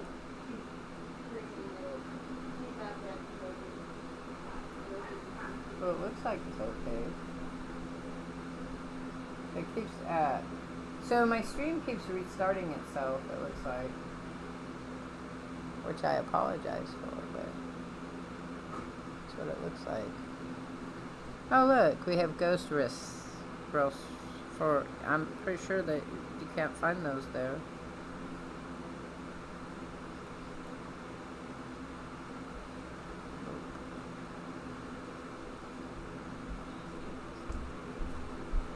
Can't find those there, I'm sure. Alright, so now we gotta build something new. This gets put to side. We need one of these. One of those. One of these.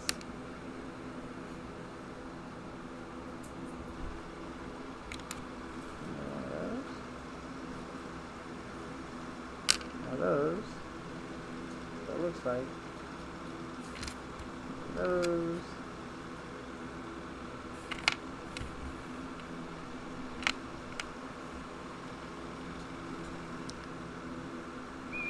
And one of these. Okay, so take this, I'll put it on this.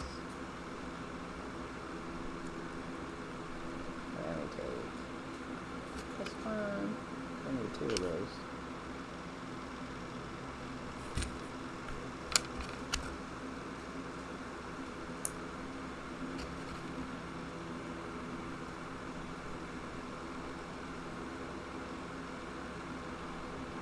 Okay. Oh, that's a different one. This one. This one. That goes there. This one goes here. This one goes here. And this one goes in this spot right here.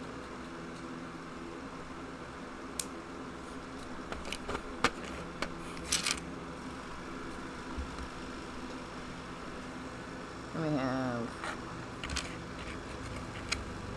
that one.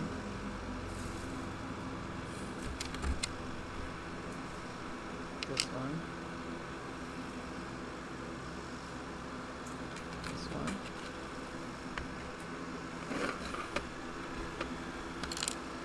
Oh, let's put it back. That one. Okay, so now we go. This one goes in this one. This one goes there. This goes on top. That sound you hear in the background is Roger shaking paint. He's doing his paint.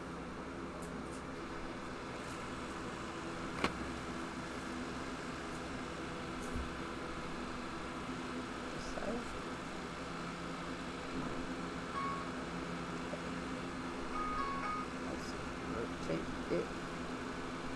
Rotate it, rotate it, and then we put this one.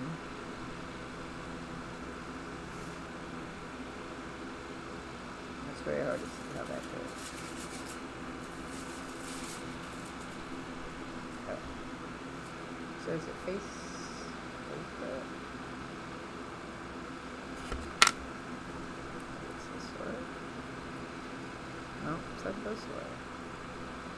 But I apparently doubt it's not in the right spot. This way.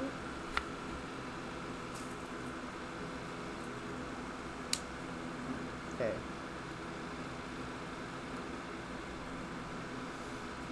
Okay. Oh, I see. That's a foot. I see. It's a foot. That goes in here.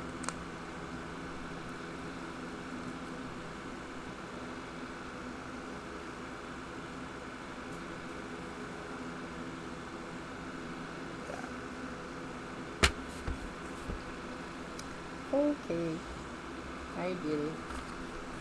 I did it. I did it. Thanks, Feely Boy, for banning them. We don't need to look at that, do we? And we have this one. That one. So, I want to film. I was going to do some videos of me painting.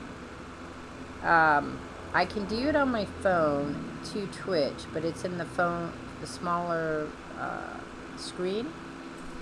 So if you guys are interested in that, please let me know, especially in my Discord. If you're interested in watching me put a painting together, I could do it. Usually what it is I do it in a couple of days. I don't paint it all in one big whack. But if you'd like to see how the big giant gel plate works, and then how I use it. This will be the first time I've used it on canvas, so it'll be fun to kind of see. Both of us could discover it. And then how I go building my pictures. So if that's something you're all interested in, please let me know, and I will do that. I was going to make them into videos, but I could do a live stream out in the garage. It'd be about the same as doing one in here. So if that's a thing, let me know.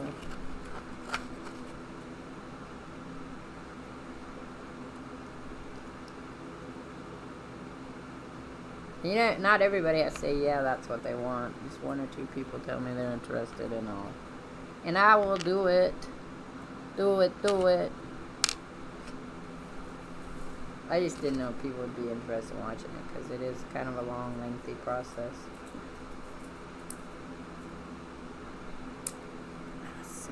hurt. That clippy me.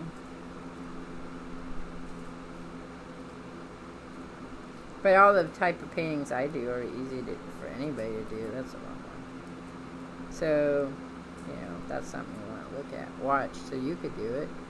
Be fine. It won't be like Bob Ross and his happy little mistakes. Though, if I make a mistake, it's easy to cover up or fix as well. I also have some contest ones coming up that you guys could watch me do. I haven't decided how I'm doing them yet, though, so I can't tell you.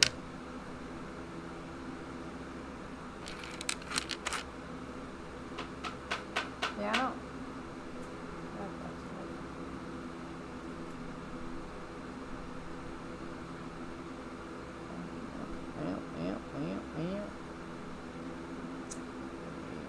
This one. Another 2-1. That one. Not this color. They don't want that color. That's the only one I have of those. Oh no, here's one. That's what they don't want that color. They want a different color.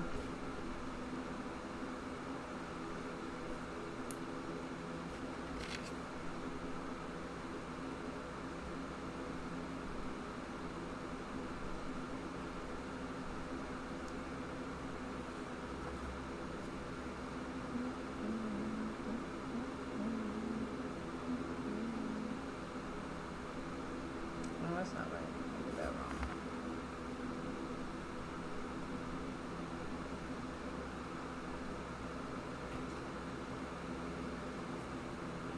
Oh, this one goes on top of that? That sounds like a lot. Okay, well, we'll see.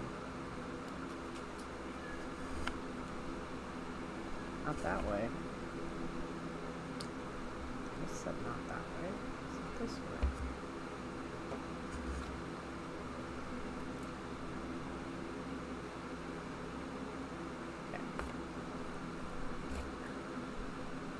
I think that's it.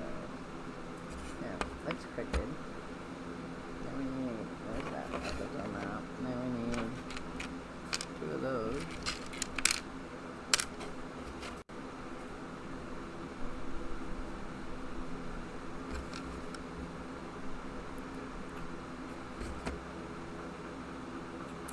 Otherwise, I'll just show you guys the end results of the paintings.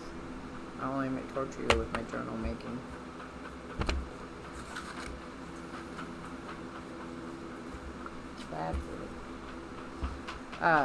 Let's do some real quick shout outs because we have a couple people streaming that I know of.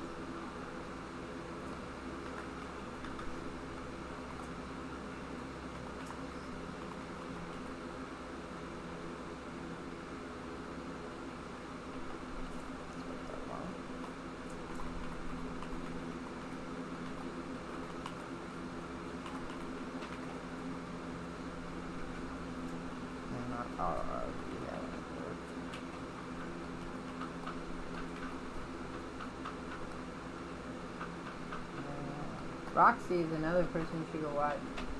She's doing Project Zomboy as well, if you guys are interested in that.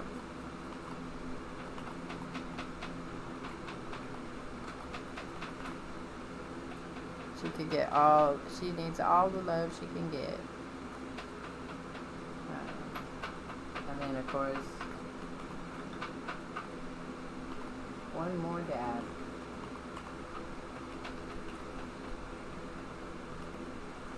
More dad. It was just fun because he's playing music and doing his band stuff, so. Alright, so we need one of these.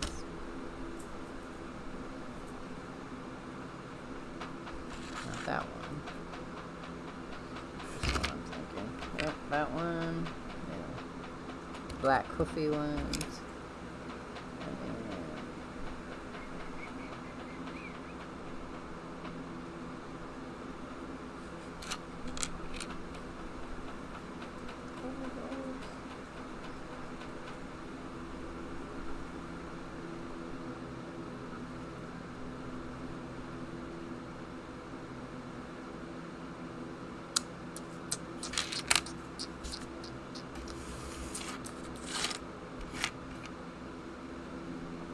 not see that one.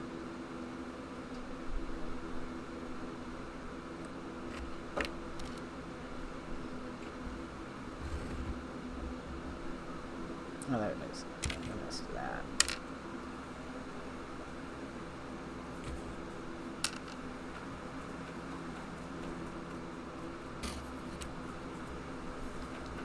Three of those. Do I have to? Oh, I do.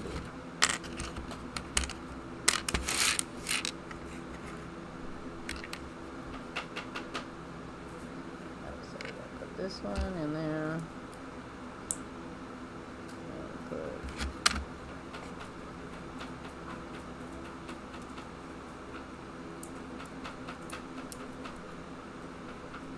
maybe we'll put that one. Snap. Snap it. This one there.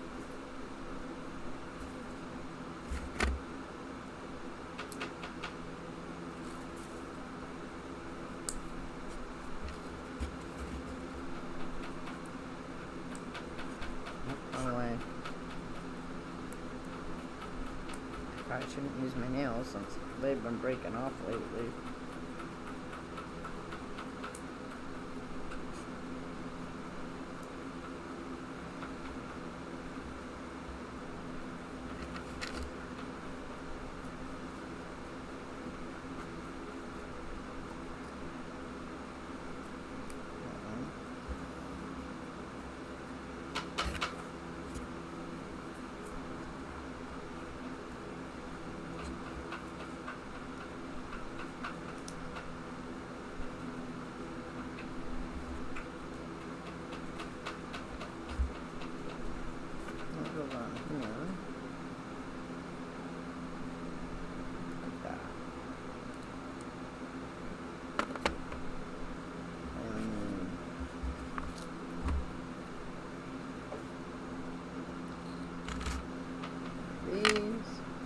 Those.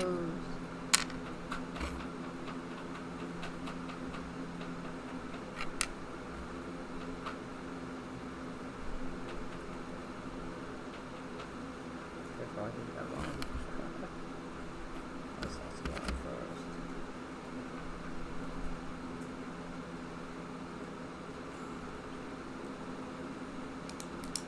Up, up, up. Oh, that's the first one I dropped today. Now I gotta find all the white.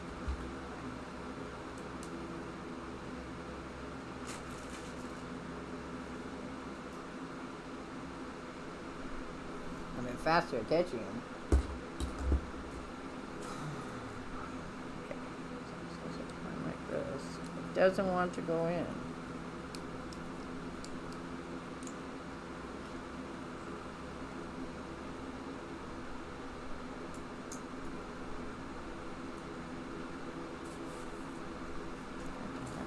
Tricky, it doesn't want to go in. Right. That way. Yeah. Okay, got it. Not much to go in now. Okay, so now this one's going to go on this other side too.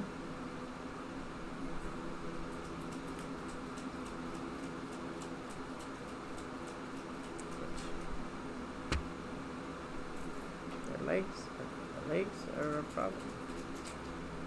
But there it is, standing now. It's standing. We've got it standing. Yay.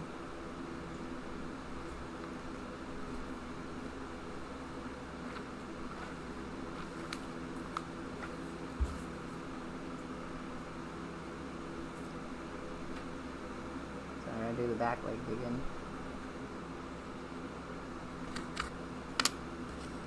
Oh, I didn't put mine. I don't care. It's for me anyway, so it's not gonna matter that my. That just goes right here. I'm not really good.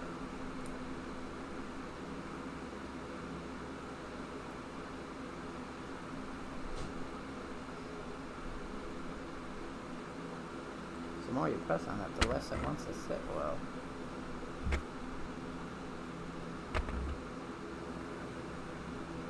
I like the face, so that turned out kind of cute.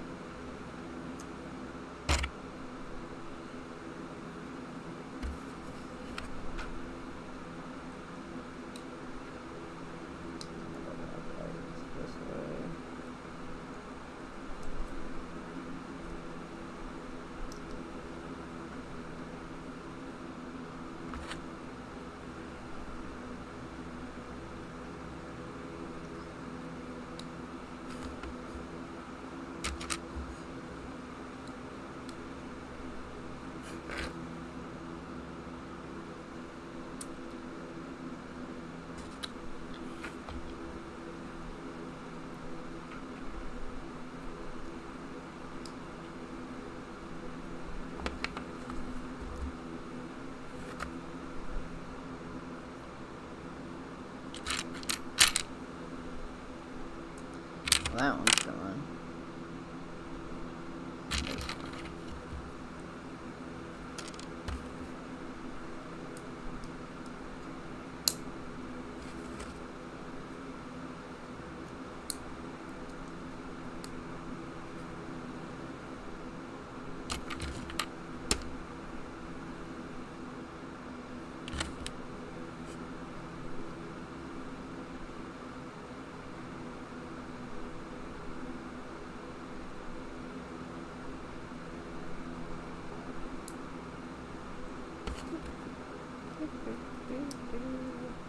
Okay, that's that. This one. This.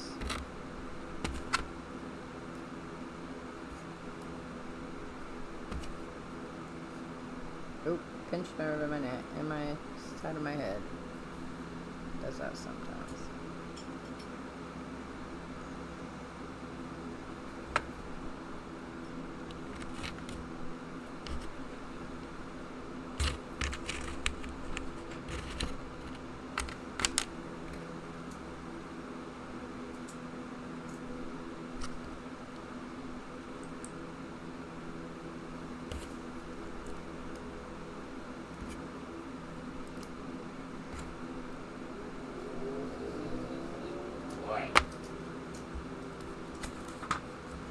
Of course, it'll depend on how long it takes me to do my journal. So, do blueprints.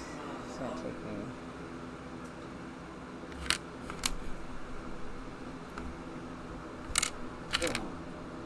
You alright, love? Yeah, I'm fine. Just damn near fucking ate shit. What? I said just damn near ate shit. Why? I tripped. Give me a kiss. So I say, if that's your new hobby, eating shit, I don't want to know about it.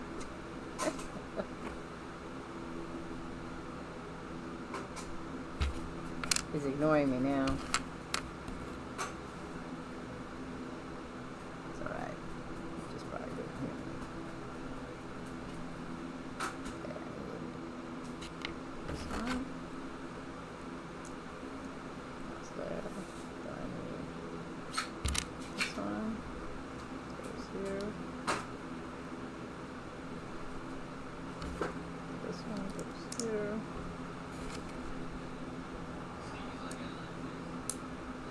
There.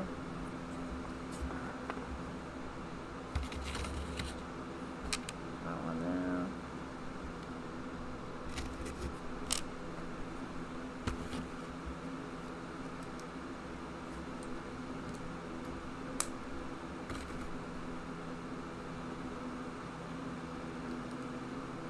There.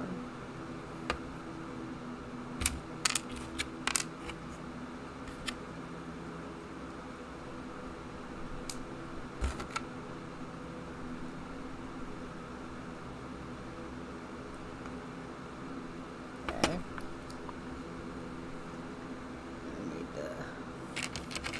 two of these.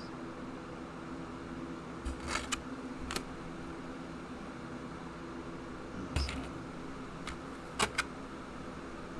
It's that weird one. It's hard to get that on.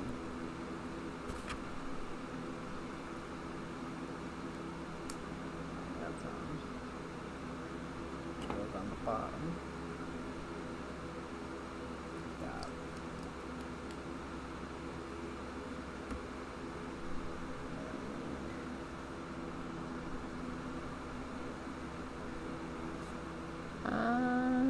Okay, there it is. I was like,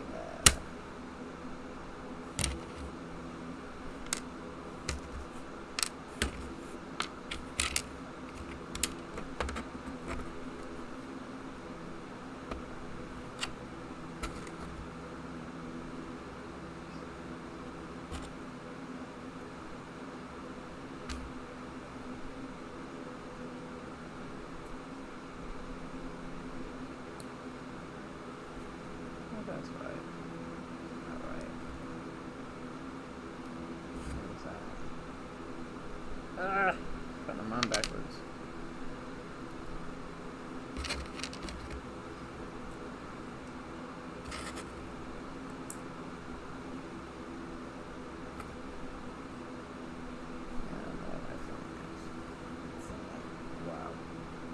I've not seen it in a while. I gotta go track it down.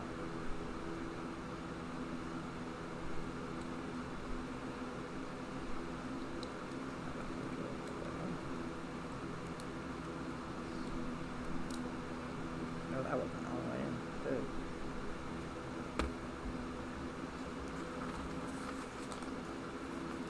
Good.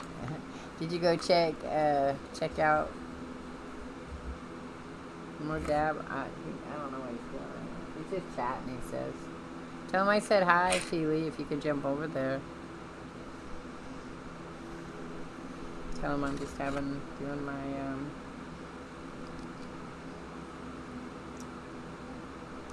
I don't get to see him as much. By the time I'm done doing stuff, I get tired and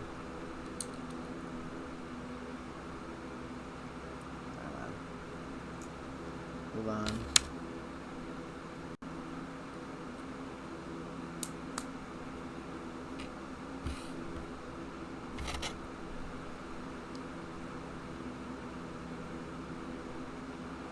Oh, that went too far. Yeah, that's not where I wanted to. Whoop!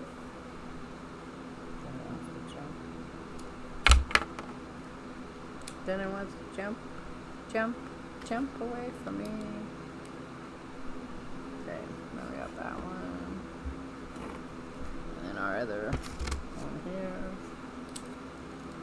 Right there. And our last little build here for the night on this. Then we're gonna go to journal making. So we need that one. That one. Not that one. Maybe. Oh wait, I do have one more gold part. Not this one. This one. That one. That one. And this one.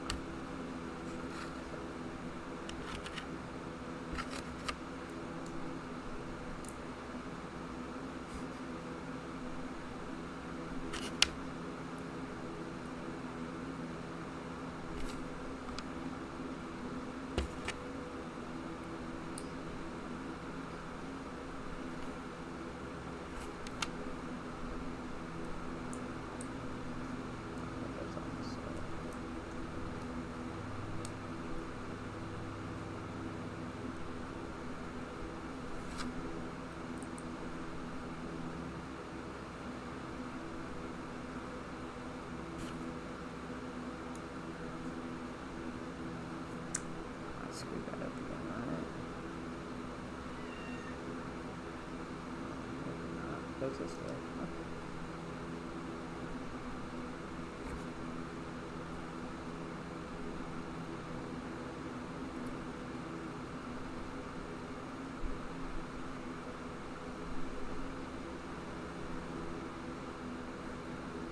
Oh. I'm like, that's not fitting in there.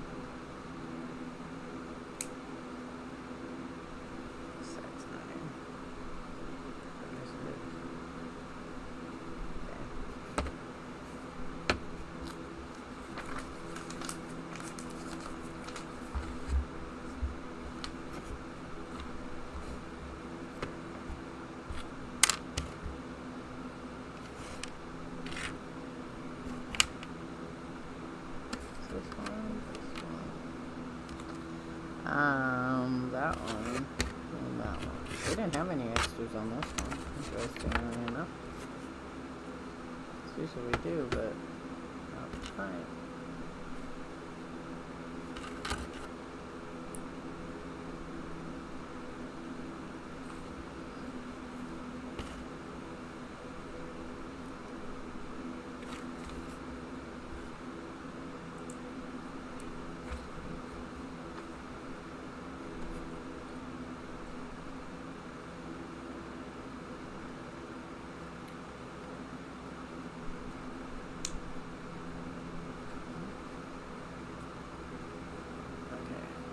This one up here. Oh, nope. Fucker. Why is doesn't want to sit. Okay, it's because I messed that up. Then how did I mess it up? It shouldn't be.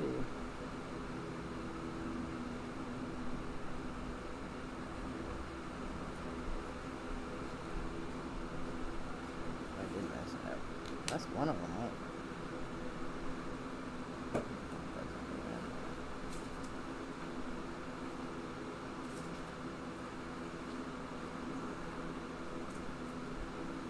Like that.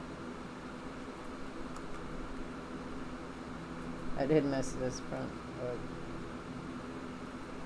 I'm not fixing it. As long as it works, I don't care. Doesn't matter if it doesn't look pretty because I am not that interested in it. Okay, so it stands. That's all we had to worry about. Alright, so that's it for that. Oh, I'm supposed to push it down. I guess like this. It says I messed this up. I don't think it's gonna work.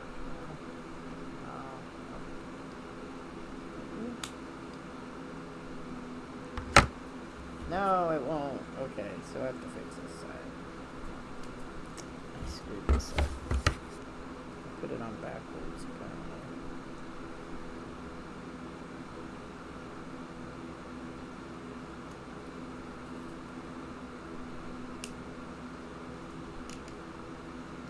Let's put this side on too.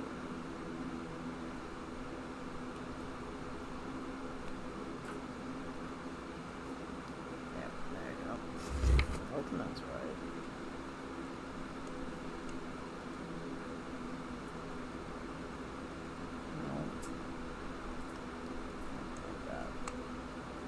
Okay, so it can sit like that on its like it's sitting on its hind legs. It's having a hard time sitting on its hind legs. Okay, there we go. Voila, we did it. Alright, now we're going to do some journaling. Next week will be the number 4. I'll put it down on.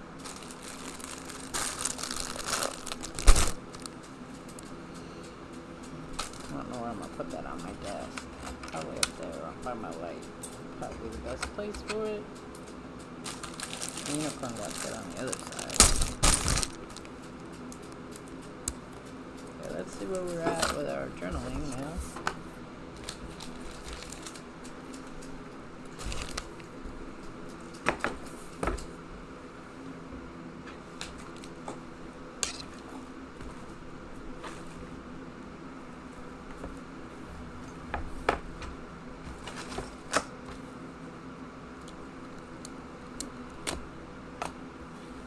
Alright, so one thing I wanted to show you is how you can make your own envelopes. Now you can make them with a I have a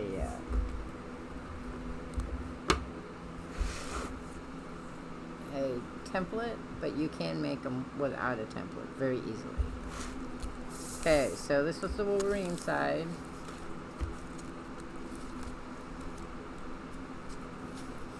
Remember? This is how we got this far. I'm going to put this in. I don't know if that's what I'm going to work on right now or not. And then let's look at our other side. Which is our...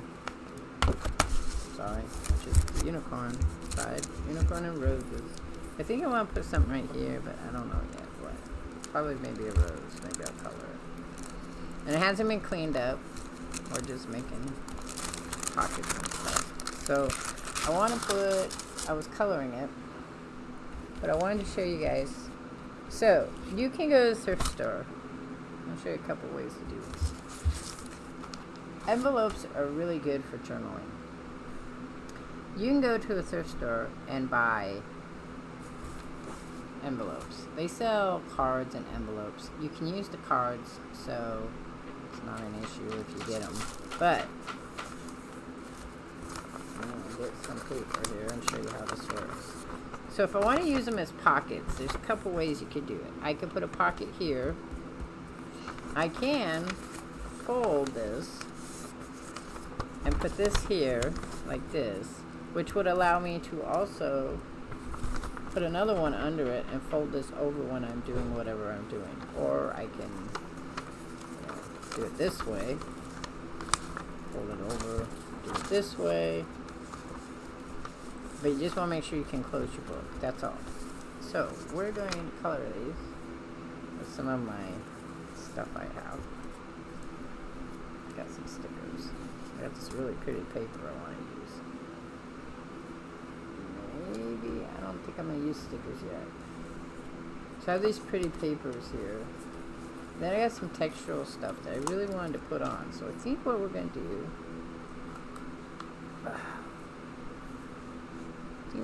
is I'm going to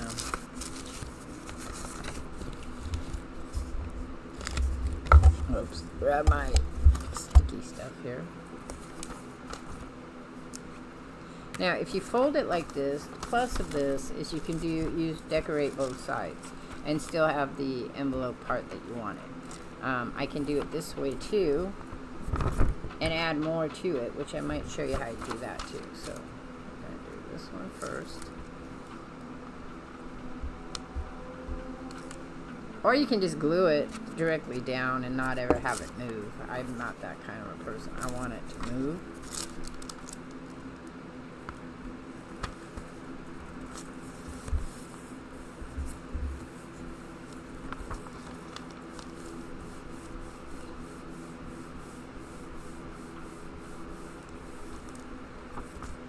So, I'm going to put it there. And then I'm going to do this. And before you want to know why I'm doing it, it's because I'm making a double pocket.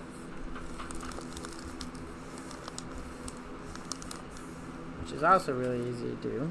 So I need my scissors. I'll cut. Oh, there they are. And it'll still flip if I want it to. Just so you know. Or you could glue it here and then cut that open and have a pocket that will also flip. It's up to you. I'm going to do it this way though. Pretty sure that's what I want.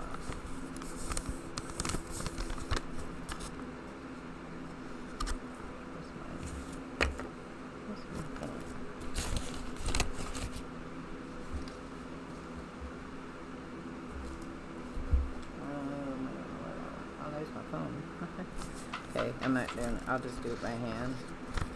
I'm just not the greatest cutter of things by hand.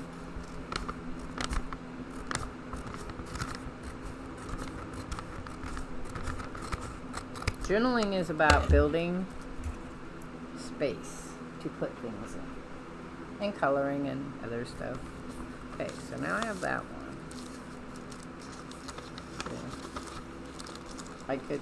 I'm gonna do it this way though. I'm not gonna.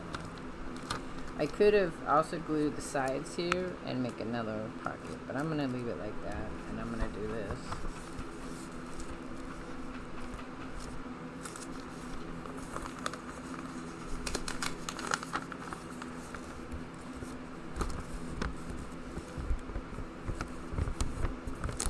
So I'm not gonna go that way. Or do I want to do it? I think I want to do it.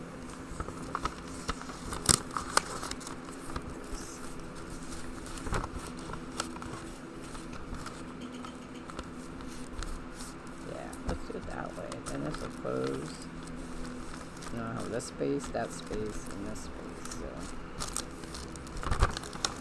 which is like, that's just an envelope journal. Remember, I'm not very straight with my shit, so.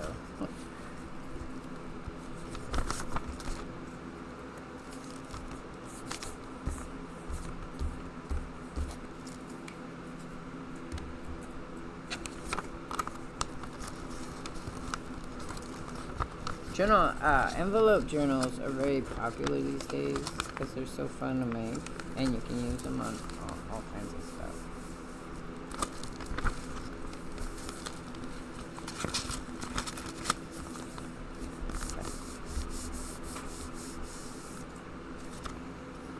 Now, that's what I decided to make with it. You could make whatever you wanted with it. Alright, so that's how I did that. then I'm gonna, where did I put that paper I wanted to do? I want this paper here. Now, these could be journal cards, and I could stick them in here. Like that. And I could write something on the back. So, I can just leave them like that. I don't have to. I have this one too. It's really pretty. I can put that one there, I think. It's got texture to it. So, I think that's what I'm going to do. I like the color too. Now, I was coloring something, so I will be doing a little more coloring, I think.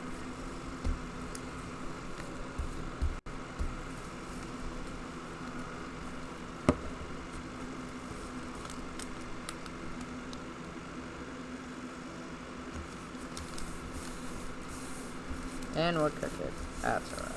I'm not worried about it. That's just pretty itself. Pretty in itself.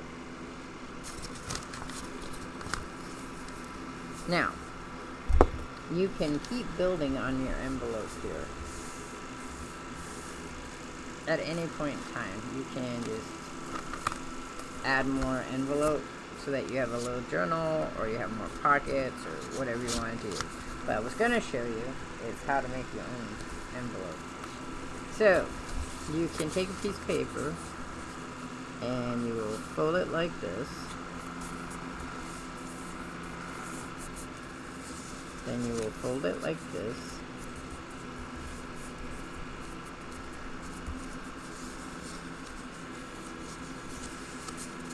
There are more elaborate ways to do this too, so just be aware of that. Then, you're gonna come down here, and you're gonna cut right there.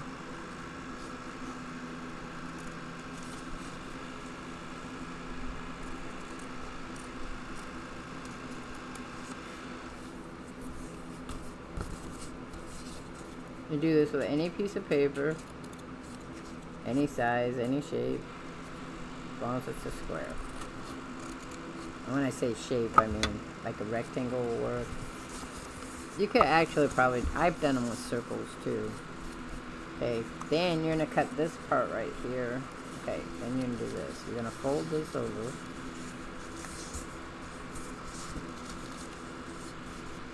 Again, not straight. Make yours straight. People will be more happy with you. Much happier. And then you're going to come in here and you're going to cut this on. I used to make these boxes all the time, paper boxes, and put candies and stuff in them for the holidays. So folding got to be, you'd have to be careful how you folded. Alright, so now what you do, take your glue. Depending on the depending on the paper, you might need a heavier glue, but I'm pretty sure this glue will work for me.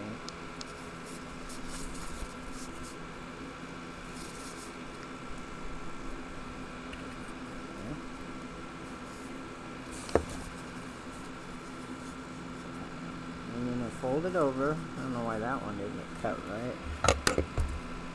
Because I'm a lousy folder, that's why.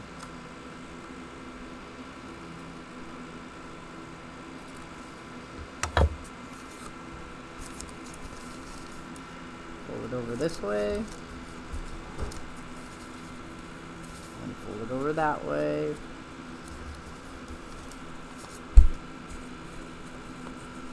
And then there's your envelope. Now you can, some people like to cut the envelope. You don't have to, but some people like to do, that's the wrong way. Some people like to do this. I was looking at it going, wait a minute, that's not right. So you have that more fancy looking style. And you can go like that. And then there's your envelope. And then I would probably put the envelope in here. And put something in it. Like, I don't know, some pretty piece of paper. Maybe like,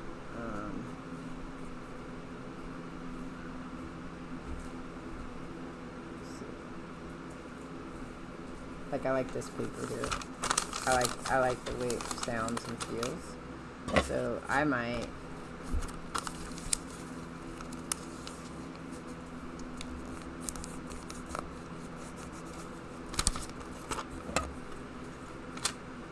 turn it up.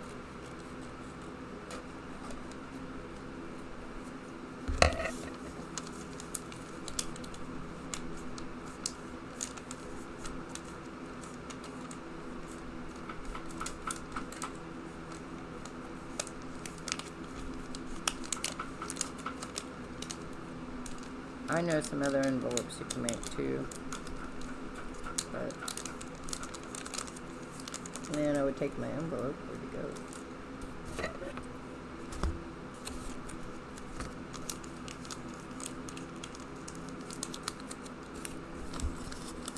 Stick it in here. Fold it up.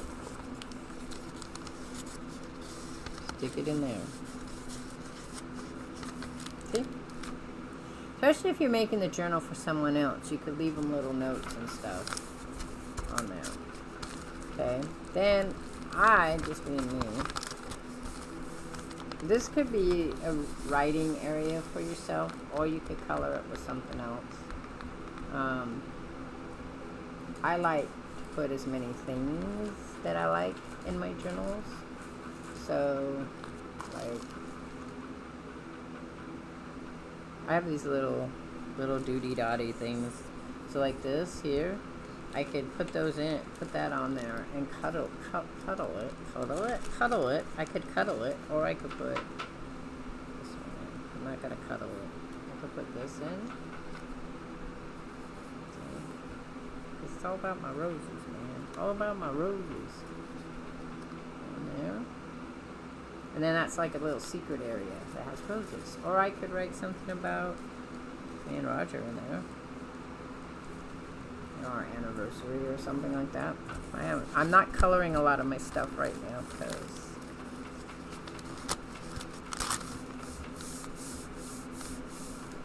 I'm not coloring it. That's why. So could put, so here's the thing also is we could put another envelope right here, which then would open up.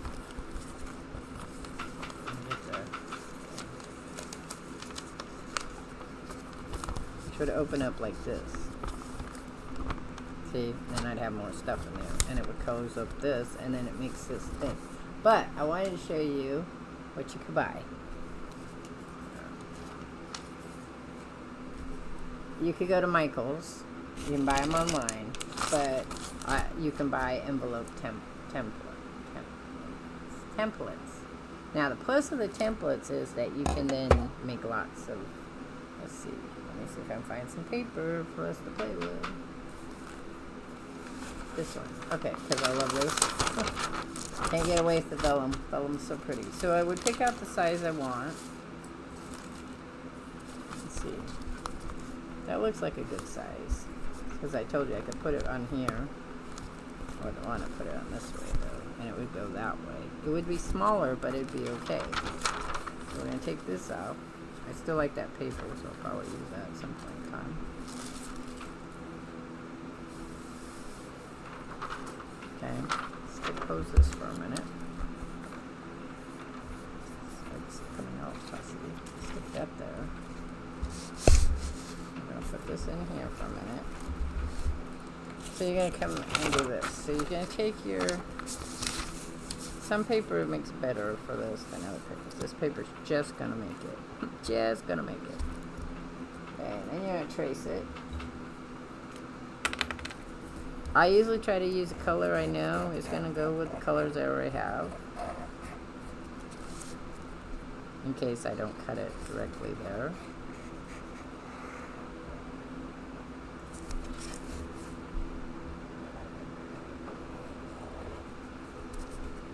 But you can make your own template. And I can show you how to do that too. It's really easy. You don't have to buy one. You don't have to buy anything for journaling. Sometimes people like to take, so you see this part right here? There's a part you can put your pen in here. I don't pop them out, but you can pop these little pieces out, those little pieces to pop out, that allow you to then draw on that. So I'm going to put that back there. And then you just cut out your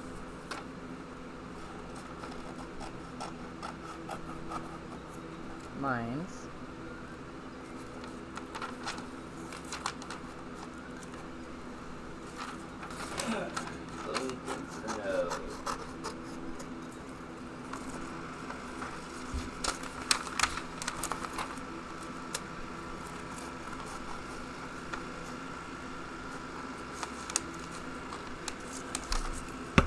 I save my paper, I don't know. Sometimes I want to use the others. Just like the one right along the edge, so that's good. I'm just come back in.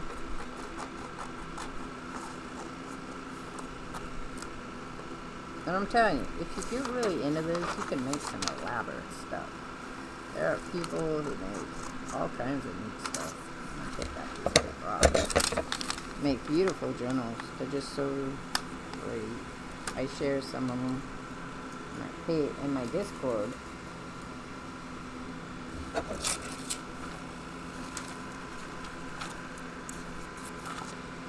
Now I've made vellum too. I have some really nice pieces of vellum. The baby oil works the best. I've made it with vegetable oil. It smells. Olive oil is not too bad, but the best oil by far is the baby oil, especially the scented, because you can get lavender or whatever. And that's nice. Okay, so there's our piece of paper.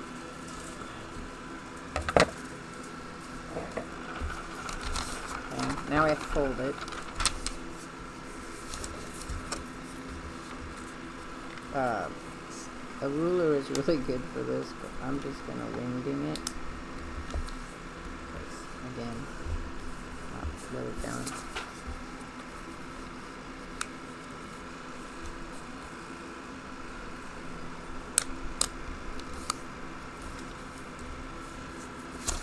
Okay, so this is the lid part. Part. I don't know, that's not right. I don't know what you want to call it. And these go in first. So, the flap. That's the flap side. And when you're using vellum, see how I add that pink there? When you're using vellum, you gotta make sure you're on the side you want to be on. So, then we're gonna close it like this, see?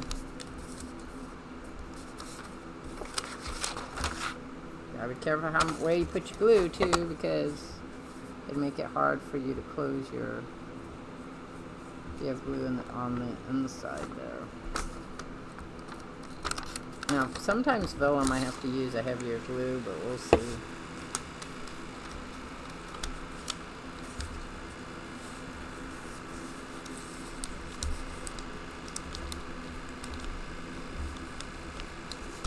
There you go. There's your envelope. And then I'm going to put this envelope, like I said, it's going to get connected.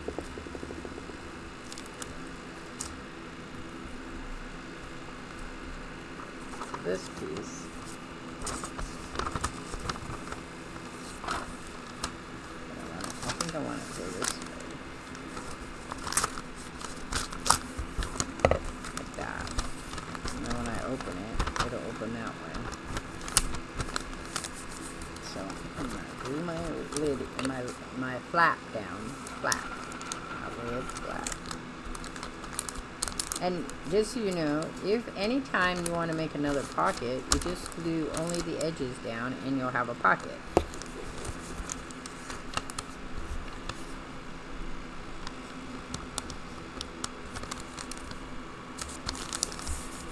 There you go. And if you make a mistake, not that hard to fix it. Sometimes even the mistakes are fine. There's no glue on this side right here, I can feel it.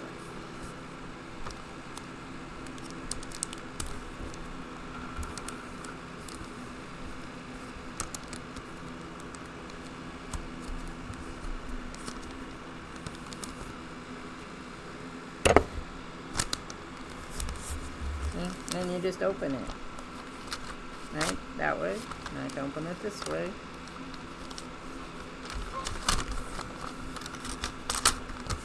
There we go.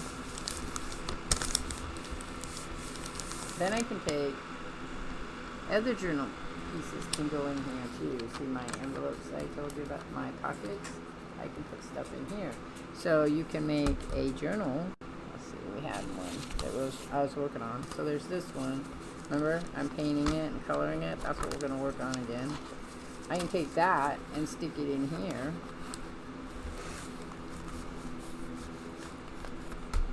And there that goes. And I still have more pockets I could put in this side, that side if I want. Okay. So I'm going to do some coloring now. Coloring's always fun. We'll work on the Wolverine side maybe next time. So I pulled out some more pins and stuff.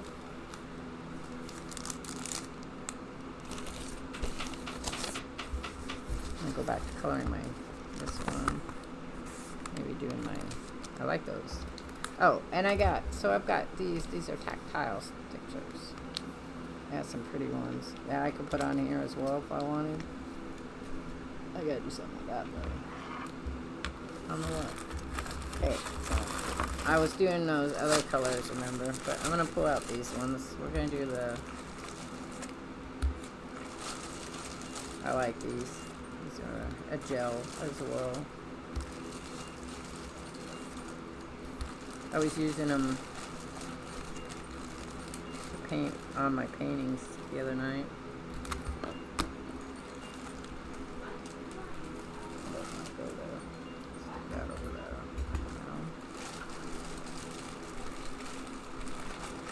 I bought these ones because the other ones I got, my grandson brought back, had left at his dad's house.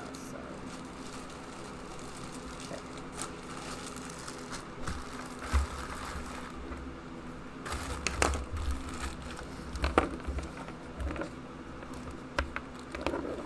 So again, you can also do the same thing with these and set up a pattern going around your paper.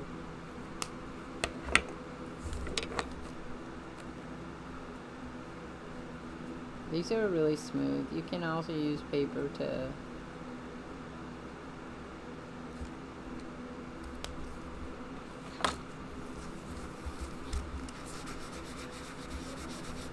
do that to give them a more blended look.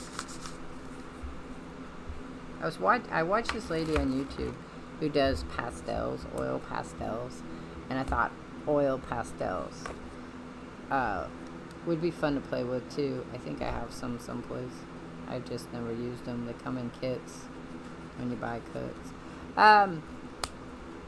The glue depends on what you're doing it with, because, well, if I'm using really fine paper, then if you're using really fine paper, then this glue is going to work. If you're using a heavier paper, then you probably want to go to a tacky glue like this one. If you have fabric, the tacky glue will work from fabric to paper, but this will work from fabric to fabric.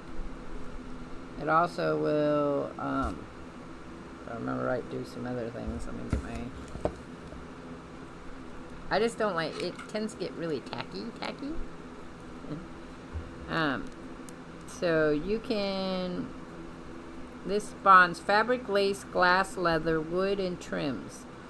It grabs fast and dries clear. So that's used for those kind. And I do... Or ribbons. My ribbons, when I use my ribbons, I use this. This is all-purpose premium glue, and it will pretty much go on from... I use it from paper to fabric. Or heavy paper. So paper that's cardstock style, like, where'd my brown go? Like this. This is a cardstock. It's a really heavy paper. I'm going to use this. Or the Elmer's glue. Same thing with, you can use this one. I love this one, but not in this. I buy rollers of this. So Scotch's ones like these does really well on heavier paper as well. This is for collaging. That's what it says. So I'm pretty sure it's just paper and pictures. But if you bought yourself a really heavy glue to begin with, like this one, you could just use it for everything. It's just that it's hard to get out sometimes, so I tend to use the, when I don't have to use anything else, I use this one. But you know, everybody has their own preference to glue. You know, okay, we use that one, we use this one, we use that one. Let's do a purple down here. Contrast that purple with this yellow right here. I'm only going to do a line though. I don't think I want to do a whole purple. That's a really dark purple. Really dark purple. I'll see if I can find one of that lady's, or person's, it might be a man,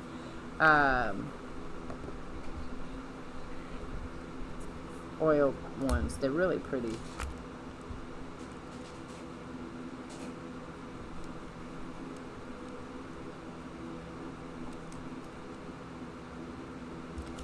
The interesting thing about drawing this kind of an art thing, sometimes you find that there's colors you like better than other colors, and it becomes a real struggle to get those colors all mushed in there.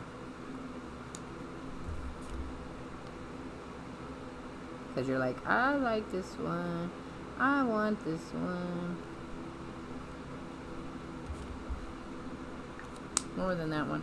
So the fun thing about this envelope right here is I can put things in. If you set it up right, you can see it through there. It's an old envelope, though. I don't know what color it is. Oh yeah, this is my sand color. Like a peach. Well, not peach. Maybe like a golden color. Like a gold.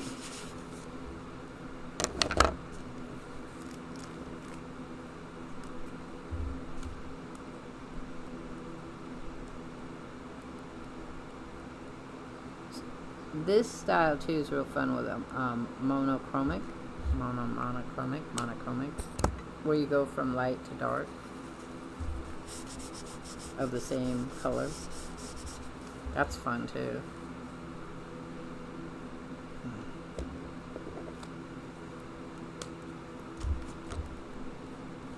I just watched this lady on Instagram that her whole house is pink, and they eat pink food. Like she just was showing how her husband bought her a pink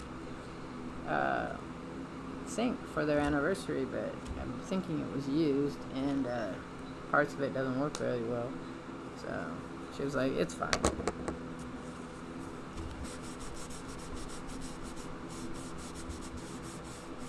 I like pink, but I don't think I want a pink house. Pink inside everything. I might do pink and black, but I don't think I do this pink.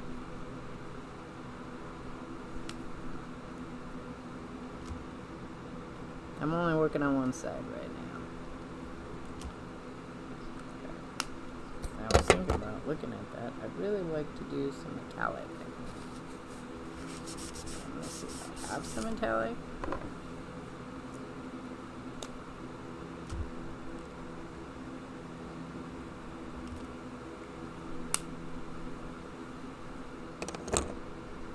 Oil and glue can be tricky. You know, so I guess it would depend on the glue. If it's a glue that has is a water-based glue, yeah, it's gonna be triple with oil and glue. But there's some glue that's made from other stuff. I don't think I have any, but there is glue made from other stuff. So it wouldn't be as tricky. Most glue, though, has water in it. I don't think, if you're talking about like an oil pastel, I don't think that would be too much of a problem. I don't know, though. I know that glue and plastic is a problem, so you have to have very special glue to use on your plastic pieces. And some plastic just won't take any glue whatsoever, no matter how much you put it on there, it just won't do it. So you have, that's a thing too. And paints as well on plastic. So if you want to recycle plastic bags, that can be really hard. I have some ballpoint things in here I wanted to see if they were still working. What's this one?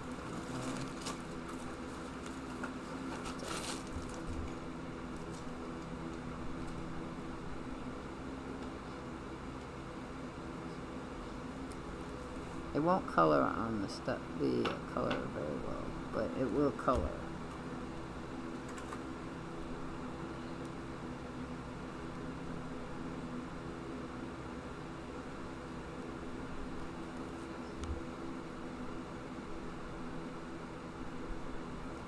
And sometimes it's fun to use ballpoint because ballpoint gives you a whole different look.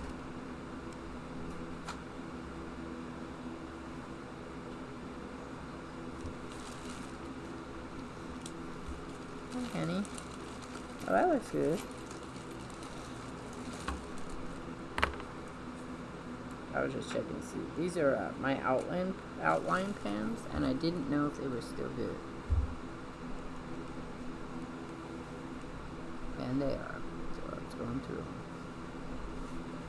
These ones are a little more pricey, but not too bad. If I remember right. This is Royal. Somebody bought these for me. Art. Most art stuff. The more expensive it is, sometimes the better it is. Not always, because I have had stuff that isn't. This is gel pen. Now, that also has a different texture to it. I don't have a lot of this. Sometimes what happens is I get pin sets, and some pin parts go bad while others stay good. So I don't have a whole set. Like the gels. I don't think I have a whole set of gels.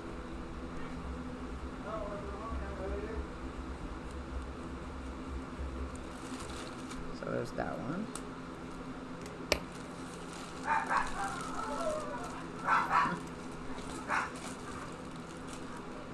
Also, so this is a more watercolor tip.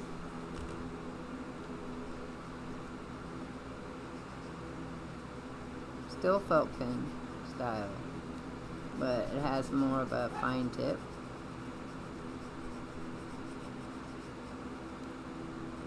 Yeah, I got tons of these things. Tons and tons of stuff. So that's these ones here. And they come here on things. So I'm waiting to get an umbrella. It's been paper. It is time to make paper, yes. I've been working on some other projects though. So that's why I haven't done it yet. But soon. Is that another? I was wondering if that's one you guys would like to see me stream, because I'd stream it outside, but I have to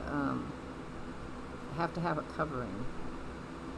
So my easy outlet for a ride in the wind.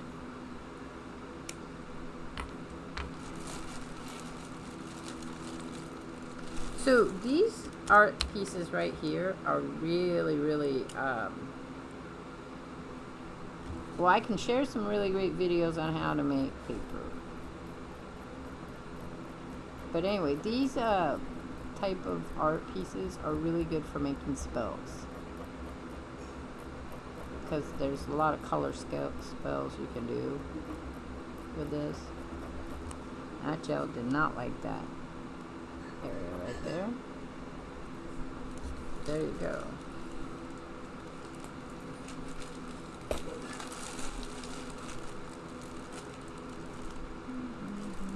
I was looking for some metallic. I don't know if I have it. Yeah, probably only have other ones. Well, let's finish off this really quick. Some other colors. Rainbow colors.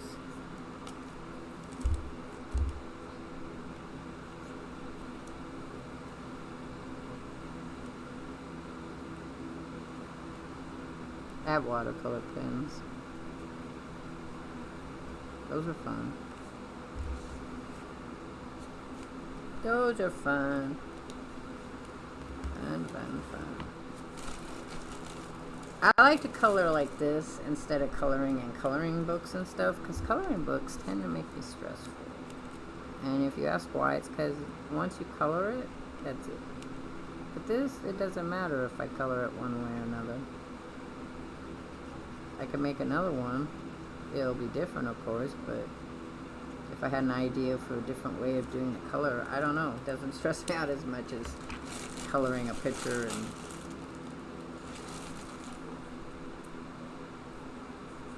so I'm stuck. There it goes. I got a lot of purples on that side, so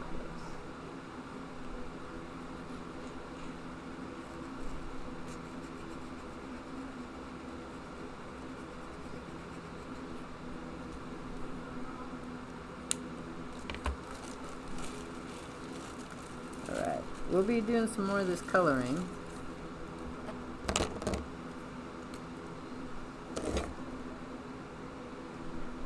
Let's see if I can find my... I'll get some of my pencils out and do that too. So if you color using more than one type of style of medium, so in the case I started out with some gels and now I'm using some felts. That's a mixed media too, so. No, I've not played the new MS. Have you? I decided I'd wait. Settlements aren't my thing, and I'm still working on that stupid thing. I haven't got to visit gas giants yet, so I'm still working on that. Because I can't get the thing to kick in. And I still have to kill a sentinel to get the brain, and I'm not very good at that either. I think Empty Benches a while back, he gave me a bunch of brains, but I don't have them no more. Okay, so there's that. You have been playing that new update? Cool. Are you liking it?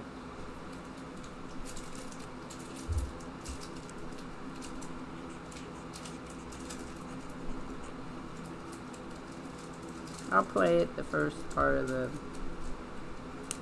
first Monday of July. I don't know what day that is. Might be the 4th. Haven't looked to see.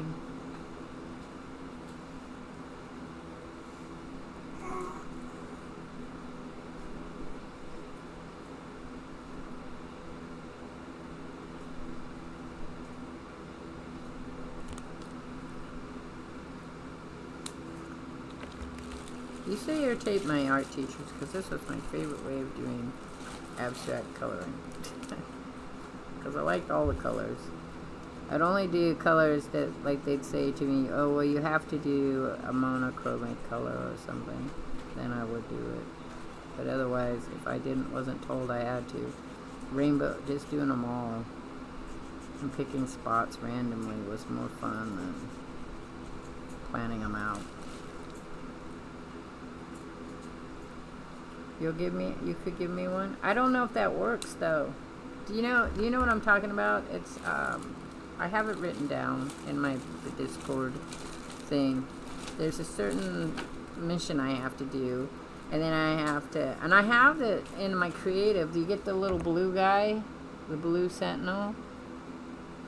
And I have it, but I can't get it to kick in on my regular save. So that's what I keep trying to work on. Unless I'm portal jumping, and then that's what I'm working on, because I just want to portal jump.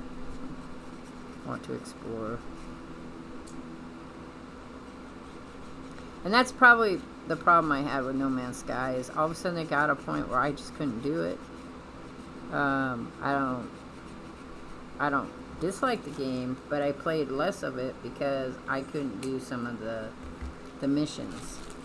So, did I get an art degree? No. I actually flunked quite a few art classes. I had to retake them for my, to be able to finish out my AA. I had to redo them. because I couldn't have them sitting on my, as my grade point average. I couldn't have them sitting on my history.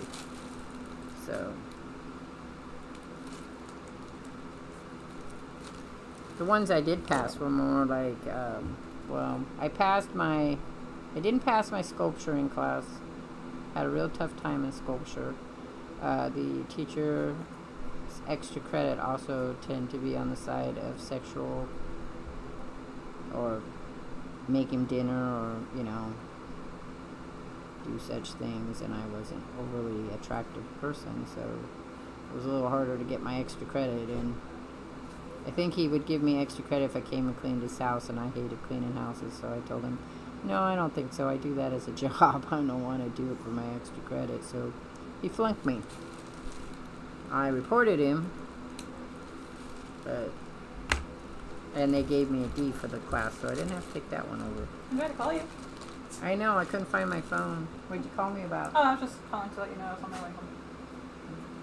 Because I sent it, at 7, and then still didn't leave that restaurant. Well, yeah, I figured you weren't, there was something going on if you weren't coming home by now. Yeah. So, which it worked out okay, because your brother, I was going to go get him, but then I couldn't go. I figured I didn't know when you were actually coming home. Okay. So I'm picking him up tomorrow. So what? To do that chiller. No, I know. But Chiller then, so you decided what though? Tomorrow? to pick him up tomorrow after my back doctor appointment. Sorry. I do have 2. Well, I have 4 degrees. I have a AA. I have a BA. I have a MA, and I have a MS.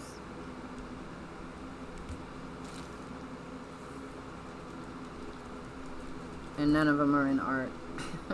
Unless, of course, you know, you think of BAs or bachelors and bachelors Does she have in a art. big dog in there but not feathered? Huh? Does she have a big dog in there but not feathered? Has she? Does she have Big Dog in there but not Feather? I don't think so. Oh, I don't see him, and she's definitely out wandering around. Well, they said they were going for a ride or something. Maybe they took it. That seems, well, yeah, maybe. He likes charcoal more than he likes feathers. That makes sense.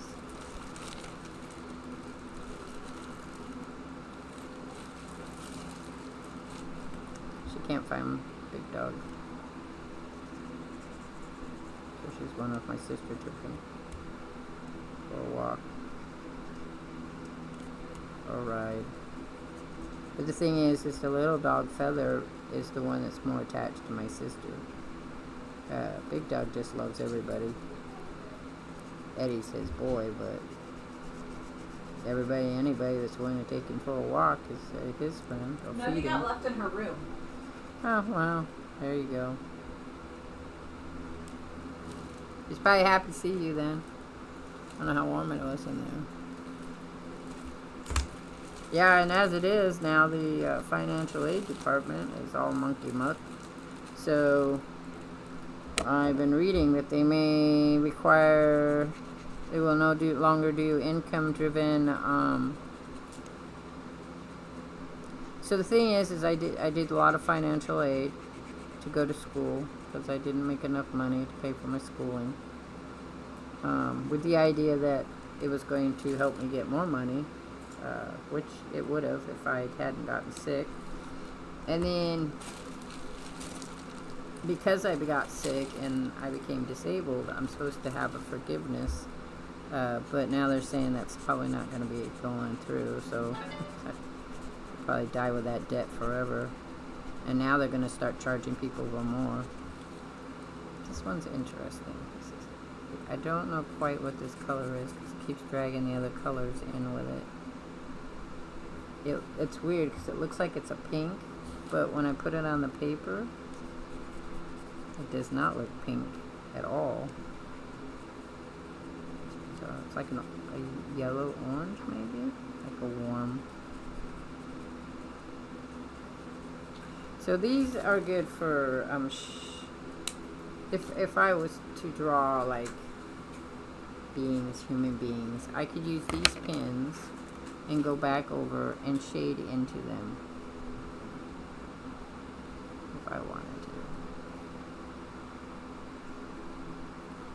I have other pins that are supposed to do that too, but I really like these pins. They're really nice pins. I just don't use pins that much anymore. Yeah, well, because our glorious president, hear the sarcasm in my voice, please, is mucked around with the Department of Education. They are now the big beautiful bill, as he keeps calling it, has where they are cutting away a lot of financial aid. And then on top of that, they're going to force people, or they're going to, I don't know how they're going to force them, but they're going to hit them hard to pay back their financial aid, even up to garnishing wages and other things.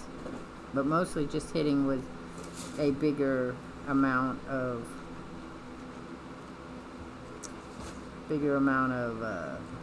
payment back.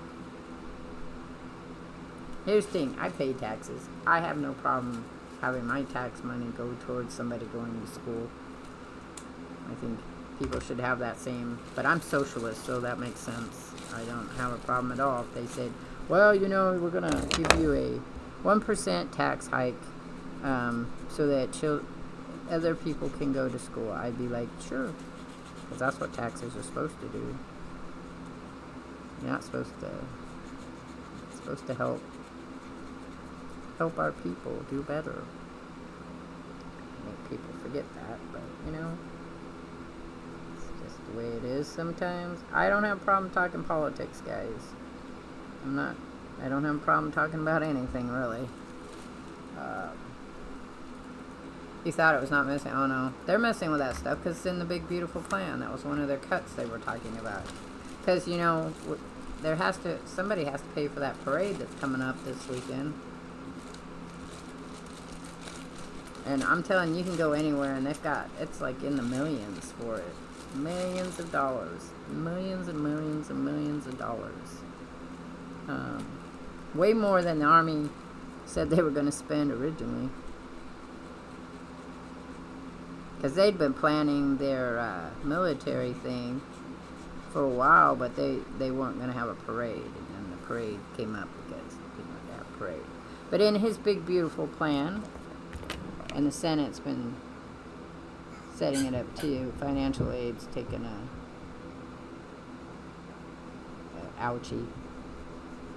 Kind of sucks. It was already hard to go to school, and now it's going to be worse. If your parents can't pay for it and you can't pay for it, it's going to be really hard to go to school. I think a lot of people will probably stop going to school, or companies will have to start paying for people to go to school, more internship, which I suppose in that long scheme of things, that would turn out to be well. Parade? Oh. June 14th, there will be in Washington, D.C., a military parade to celebrate the 250th birthday of the Army and the 73rd birthday of the President. Like I said, whereas that was being planned, they planned it for the 250th thing, a parade was never something.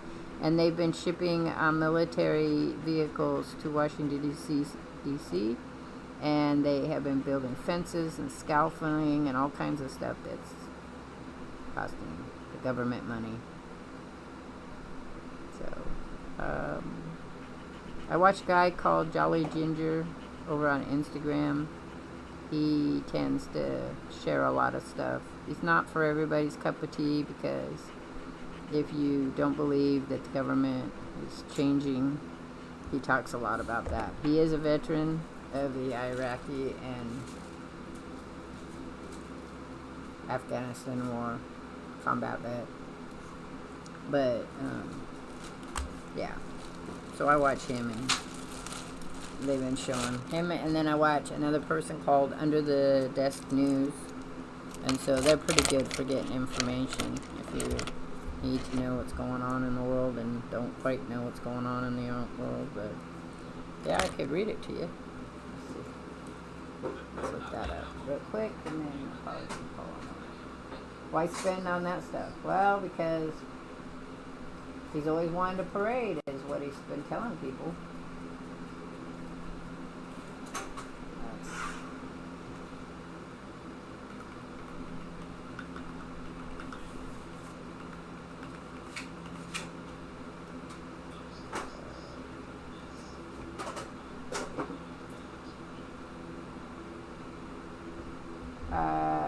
But so NPR, which is a pretty good news, they are a little slanty too, but it depends on which side of the fence. I'm going to tell you that right now. In the news, you have the left and the right, and it depends on who wrote the story and where they come from as to the slant of it. I tend to watch a couple of different things, and like I said, I try to go to Jolly Ginger does Groundbreak, which is a news thing that will tell you which side it was written on. But this one came out today. Yes, so this is out today by NPR. And it says, in a few days, the nation's capital will host its largest military parade in decades, filled with thousands of marching soldiers, rows of tanks, parachute jumps, and flyovers. The event on Saturday marks the U.S. Army's 250th anniversary. It also happens to fall on President Trump's 79th birthday, as well as Flag Day. The Army is preparing a celebration for over a year, but the idea of a parade came into the picture more recently. Although Trump's birthday is not officially linked to the festivities, a large-scale military parade has been on the president's wish list since his first term. We will celebrate a spectacular military parade in Washington, D.C. like no other, Trump said in a video posted on Instagram earlier this month. You have to buy tickets to go see it, though. Trump is expected to observe the day's events from the sidelines, but at one point the president is scheduled to possibly receive a folded American flag. Such a move would be unusual given it is traditionally presented to the families of fallen at the military funerals. Beyond war victories and presidential Can I use your toilet? inaugurations, large-scale military parades have not been part of the American tradition. The smaller parades at town level tend to be more common. Since the parade was announced, some Democratic lawmakers have criticized it as a vanity project and a misuse of funds. Other critics are unsettled by the display of military might. Here's a by-the-numbers look at the upcoming military parade in D.C. and the key events that led up to it. $25 million to $45 million.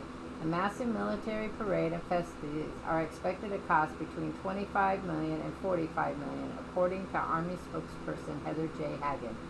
Part of the hefty bill will include millions just to repair D.C. streets, since tanks and other heavy armored vehicles tend to damage the road. Last month, in an interview with NBC Meet the Press, Trump said he stands by the cost of the military display, describing it as peanuts compared to the value of doing it.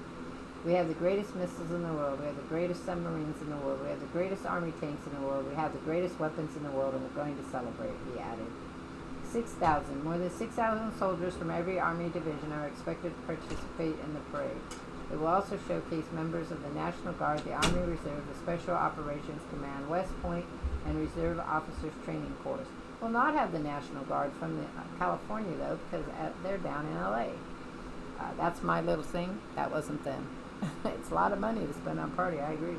Beyond troops, the parade will feature 49 aircrafts, 128 vehicles, 25 horses, 2 mules, and 1 dog, not counting historic aircraft and vehicles also said to appear, according to the Army.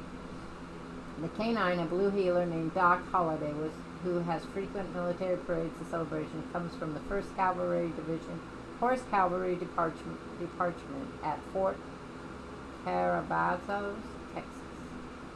According to Peter Mansu, the professor of American military history at Ohio State University, animals have played an important role throughout various conflicts. Dogs have helped sniff out explosive devices. Mules have sent ammunition to units in the mountains and difficult terrain. It could have been done with soldiers, but at much greater cost, Mansu said. So, to close out the parade, the Army's Golden Knights demonstration parachute team based at Fort Bragg in North Carolina is expected to perform a jump, member station WUNC reported. So, and then it goes on to talk about where Trump got his interest in a military parade, which was in France when he went and seen they did one there.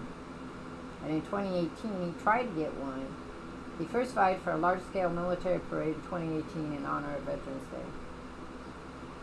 The event was planned without tanks to minimize damage to the city streets, but it's still expected to be costly, and the parade was later canceled. So it's not going to be canceled. But there will also be protests there on the day as of the military parade in D.C. More than 1,800 cities across the country are expected to have No Kings event, largely protests to decry what the group says are anti-democratic policies by Trump's administration. On June 14th, we're showing up everywhere he isn't to say no thrones, no crowns, no kings. And there is a website if you're interested in that. To find out where is the nearest one to you. Earlier this week, Trump warned that protesters who try to disrupt the festivities on Saturday will face tough consequences. For those people who want to protest, they're going to be met with very big force.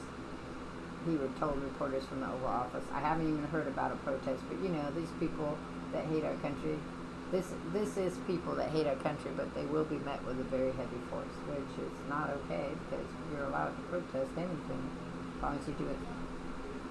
You only get arrested when you break into the Capitol. Well, and even then, you don't. So, yep, protesters. So that's going to happen also. There's one in Eugene, but I won't be going. I don't go to protests anymore. A lot of it's because people move in ways that sometimes I can't keep up with, and I have been stepped on and pushed down and hurt, and I just don't see the purpose for that. I would rather be telling people, like on this, a web thing, if you want to protest, this is your chance.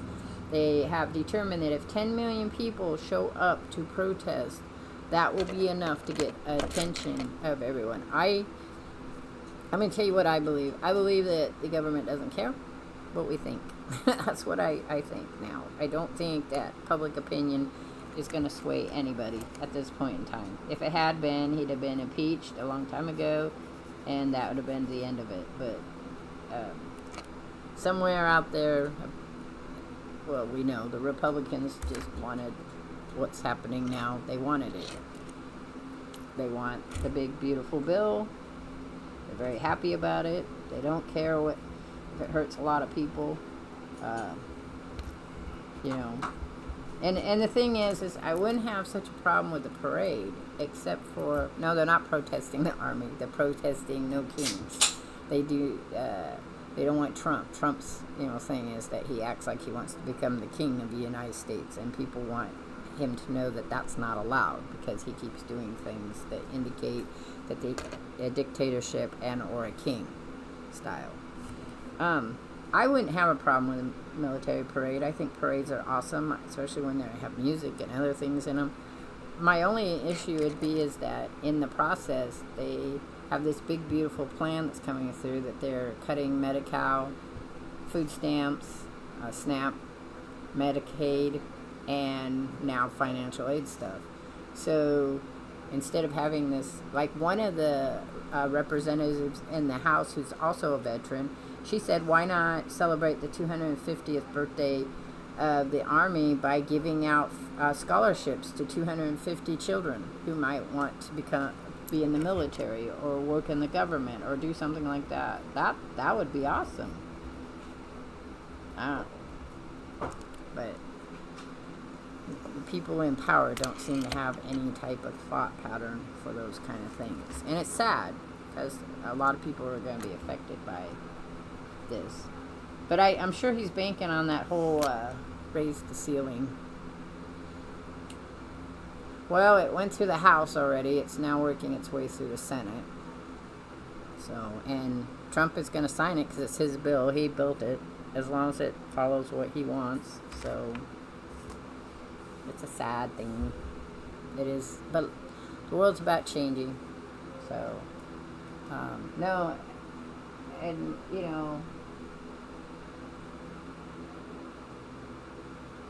says in 1991, the last military parade to roll through D.C. took place in 1991 to celebrate the victory in Operation Desert Storm and end the Gulf War.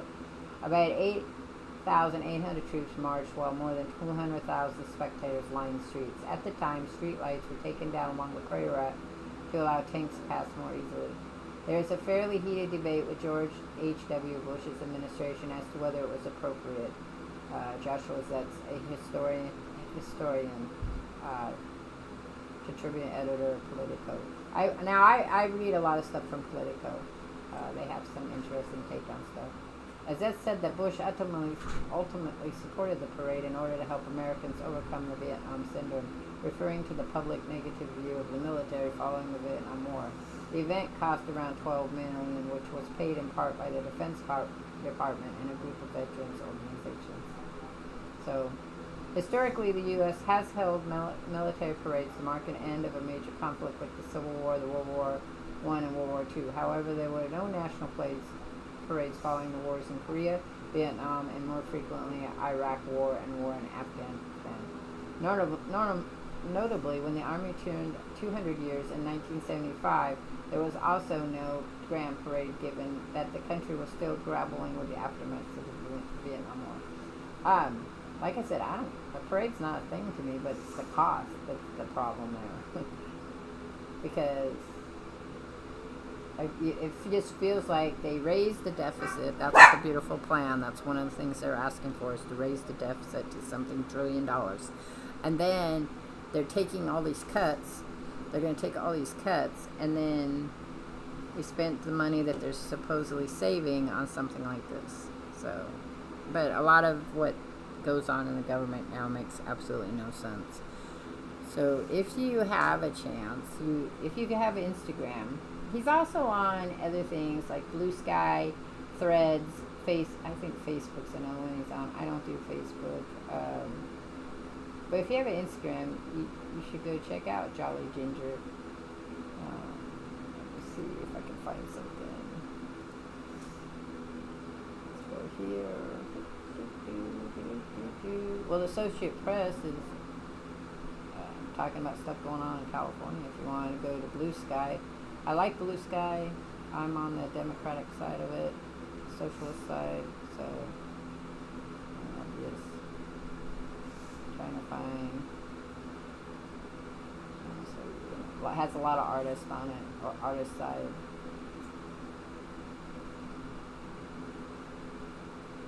It's kind of like a Twitter thing, but not as horrendous. You have to be nice over there. You can speak out though. I like it a little better than Threads, because Thread is run by the dude for Facebook there.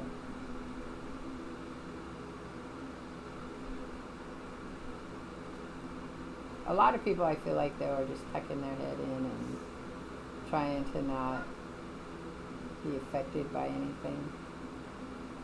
So, one of the best articles I read at the beginning of the year was that they were showing how split trillions of dollars is a lot, yeah. It's a lot. It's more than I can imagine.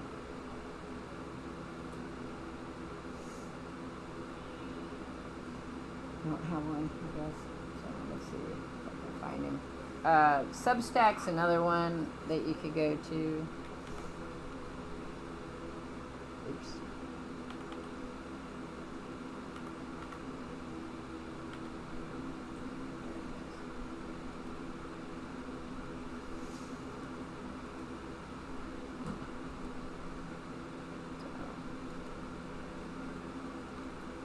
Yeah, it's not a lot of people's side, but there's a lot of stuff going on in the world, so it's good to, I check kind of in the evening times. I watch him, let's see, I like this lady here because she does a lot of fun stuff too.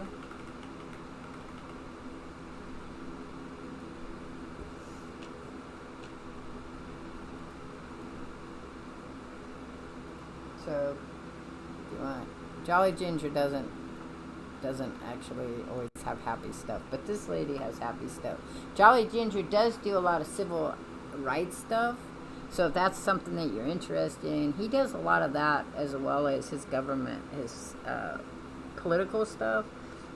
And that's where people have been unjustly arrested, or he helped get money for people who were in prison wrongly and trying to get out. He'll do people who children have died or somebody has been murdered and they need lawyer help. He puts up a lot of stuff for that. So it's really cool. I mean, yeah. Okay, so I'm going to call it quits here. I got to go and get something to eat. I hope that you enjoyed this. If you don't like the politics talk, you know, I can't help you there. I will talk about anything. I wanted to show you guys Martial Law, which is a comic book from England in the 1980s. It is very adult material, not pornography per se, but it has a lot of very adult themes in it, and political themes and stuff like that. What it is, it's about a world where it's kind of like The Boys. In fact, The Boys have a lot of similarity to Martial Law, except that Martial Law is he is a lot more like the one bad guy in The Boys. But he is the hero, but he doesn't really have the same superpowers. He was just a soldier who then decides that somebody needs to round up the superheroes, like keep them in check. And so it's a pretty cool little story. Very 1980s, very punk kind of style thing. So next Thursday we'll do some more reviews of the comic books, or me tell you what they're about. And then we will also do another thing of the Legos, and then look around for a new Lego set to start building. I think there was one that my daughter said she had for me too. And then we'll do some more art, and then that's it. So I think I'm gonna raid one more dab. So if you guys wanna cruise along with me, that'd be cool. Not, that's fine too.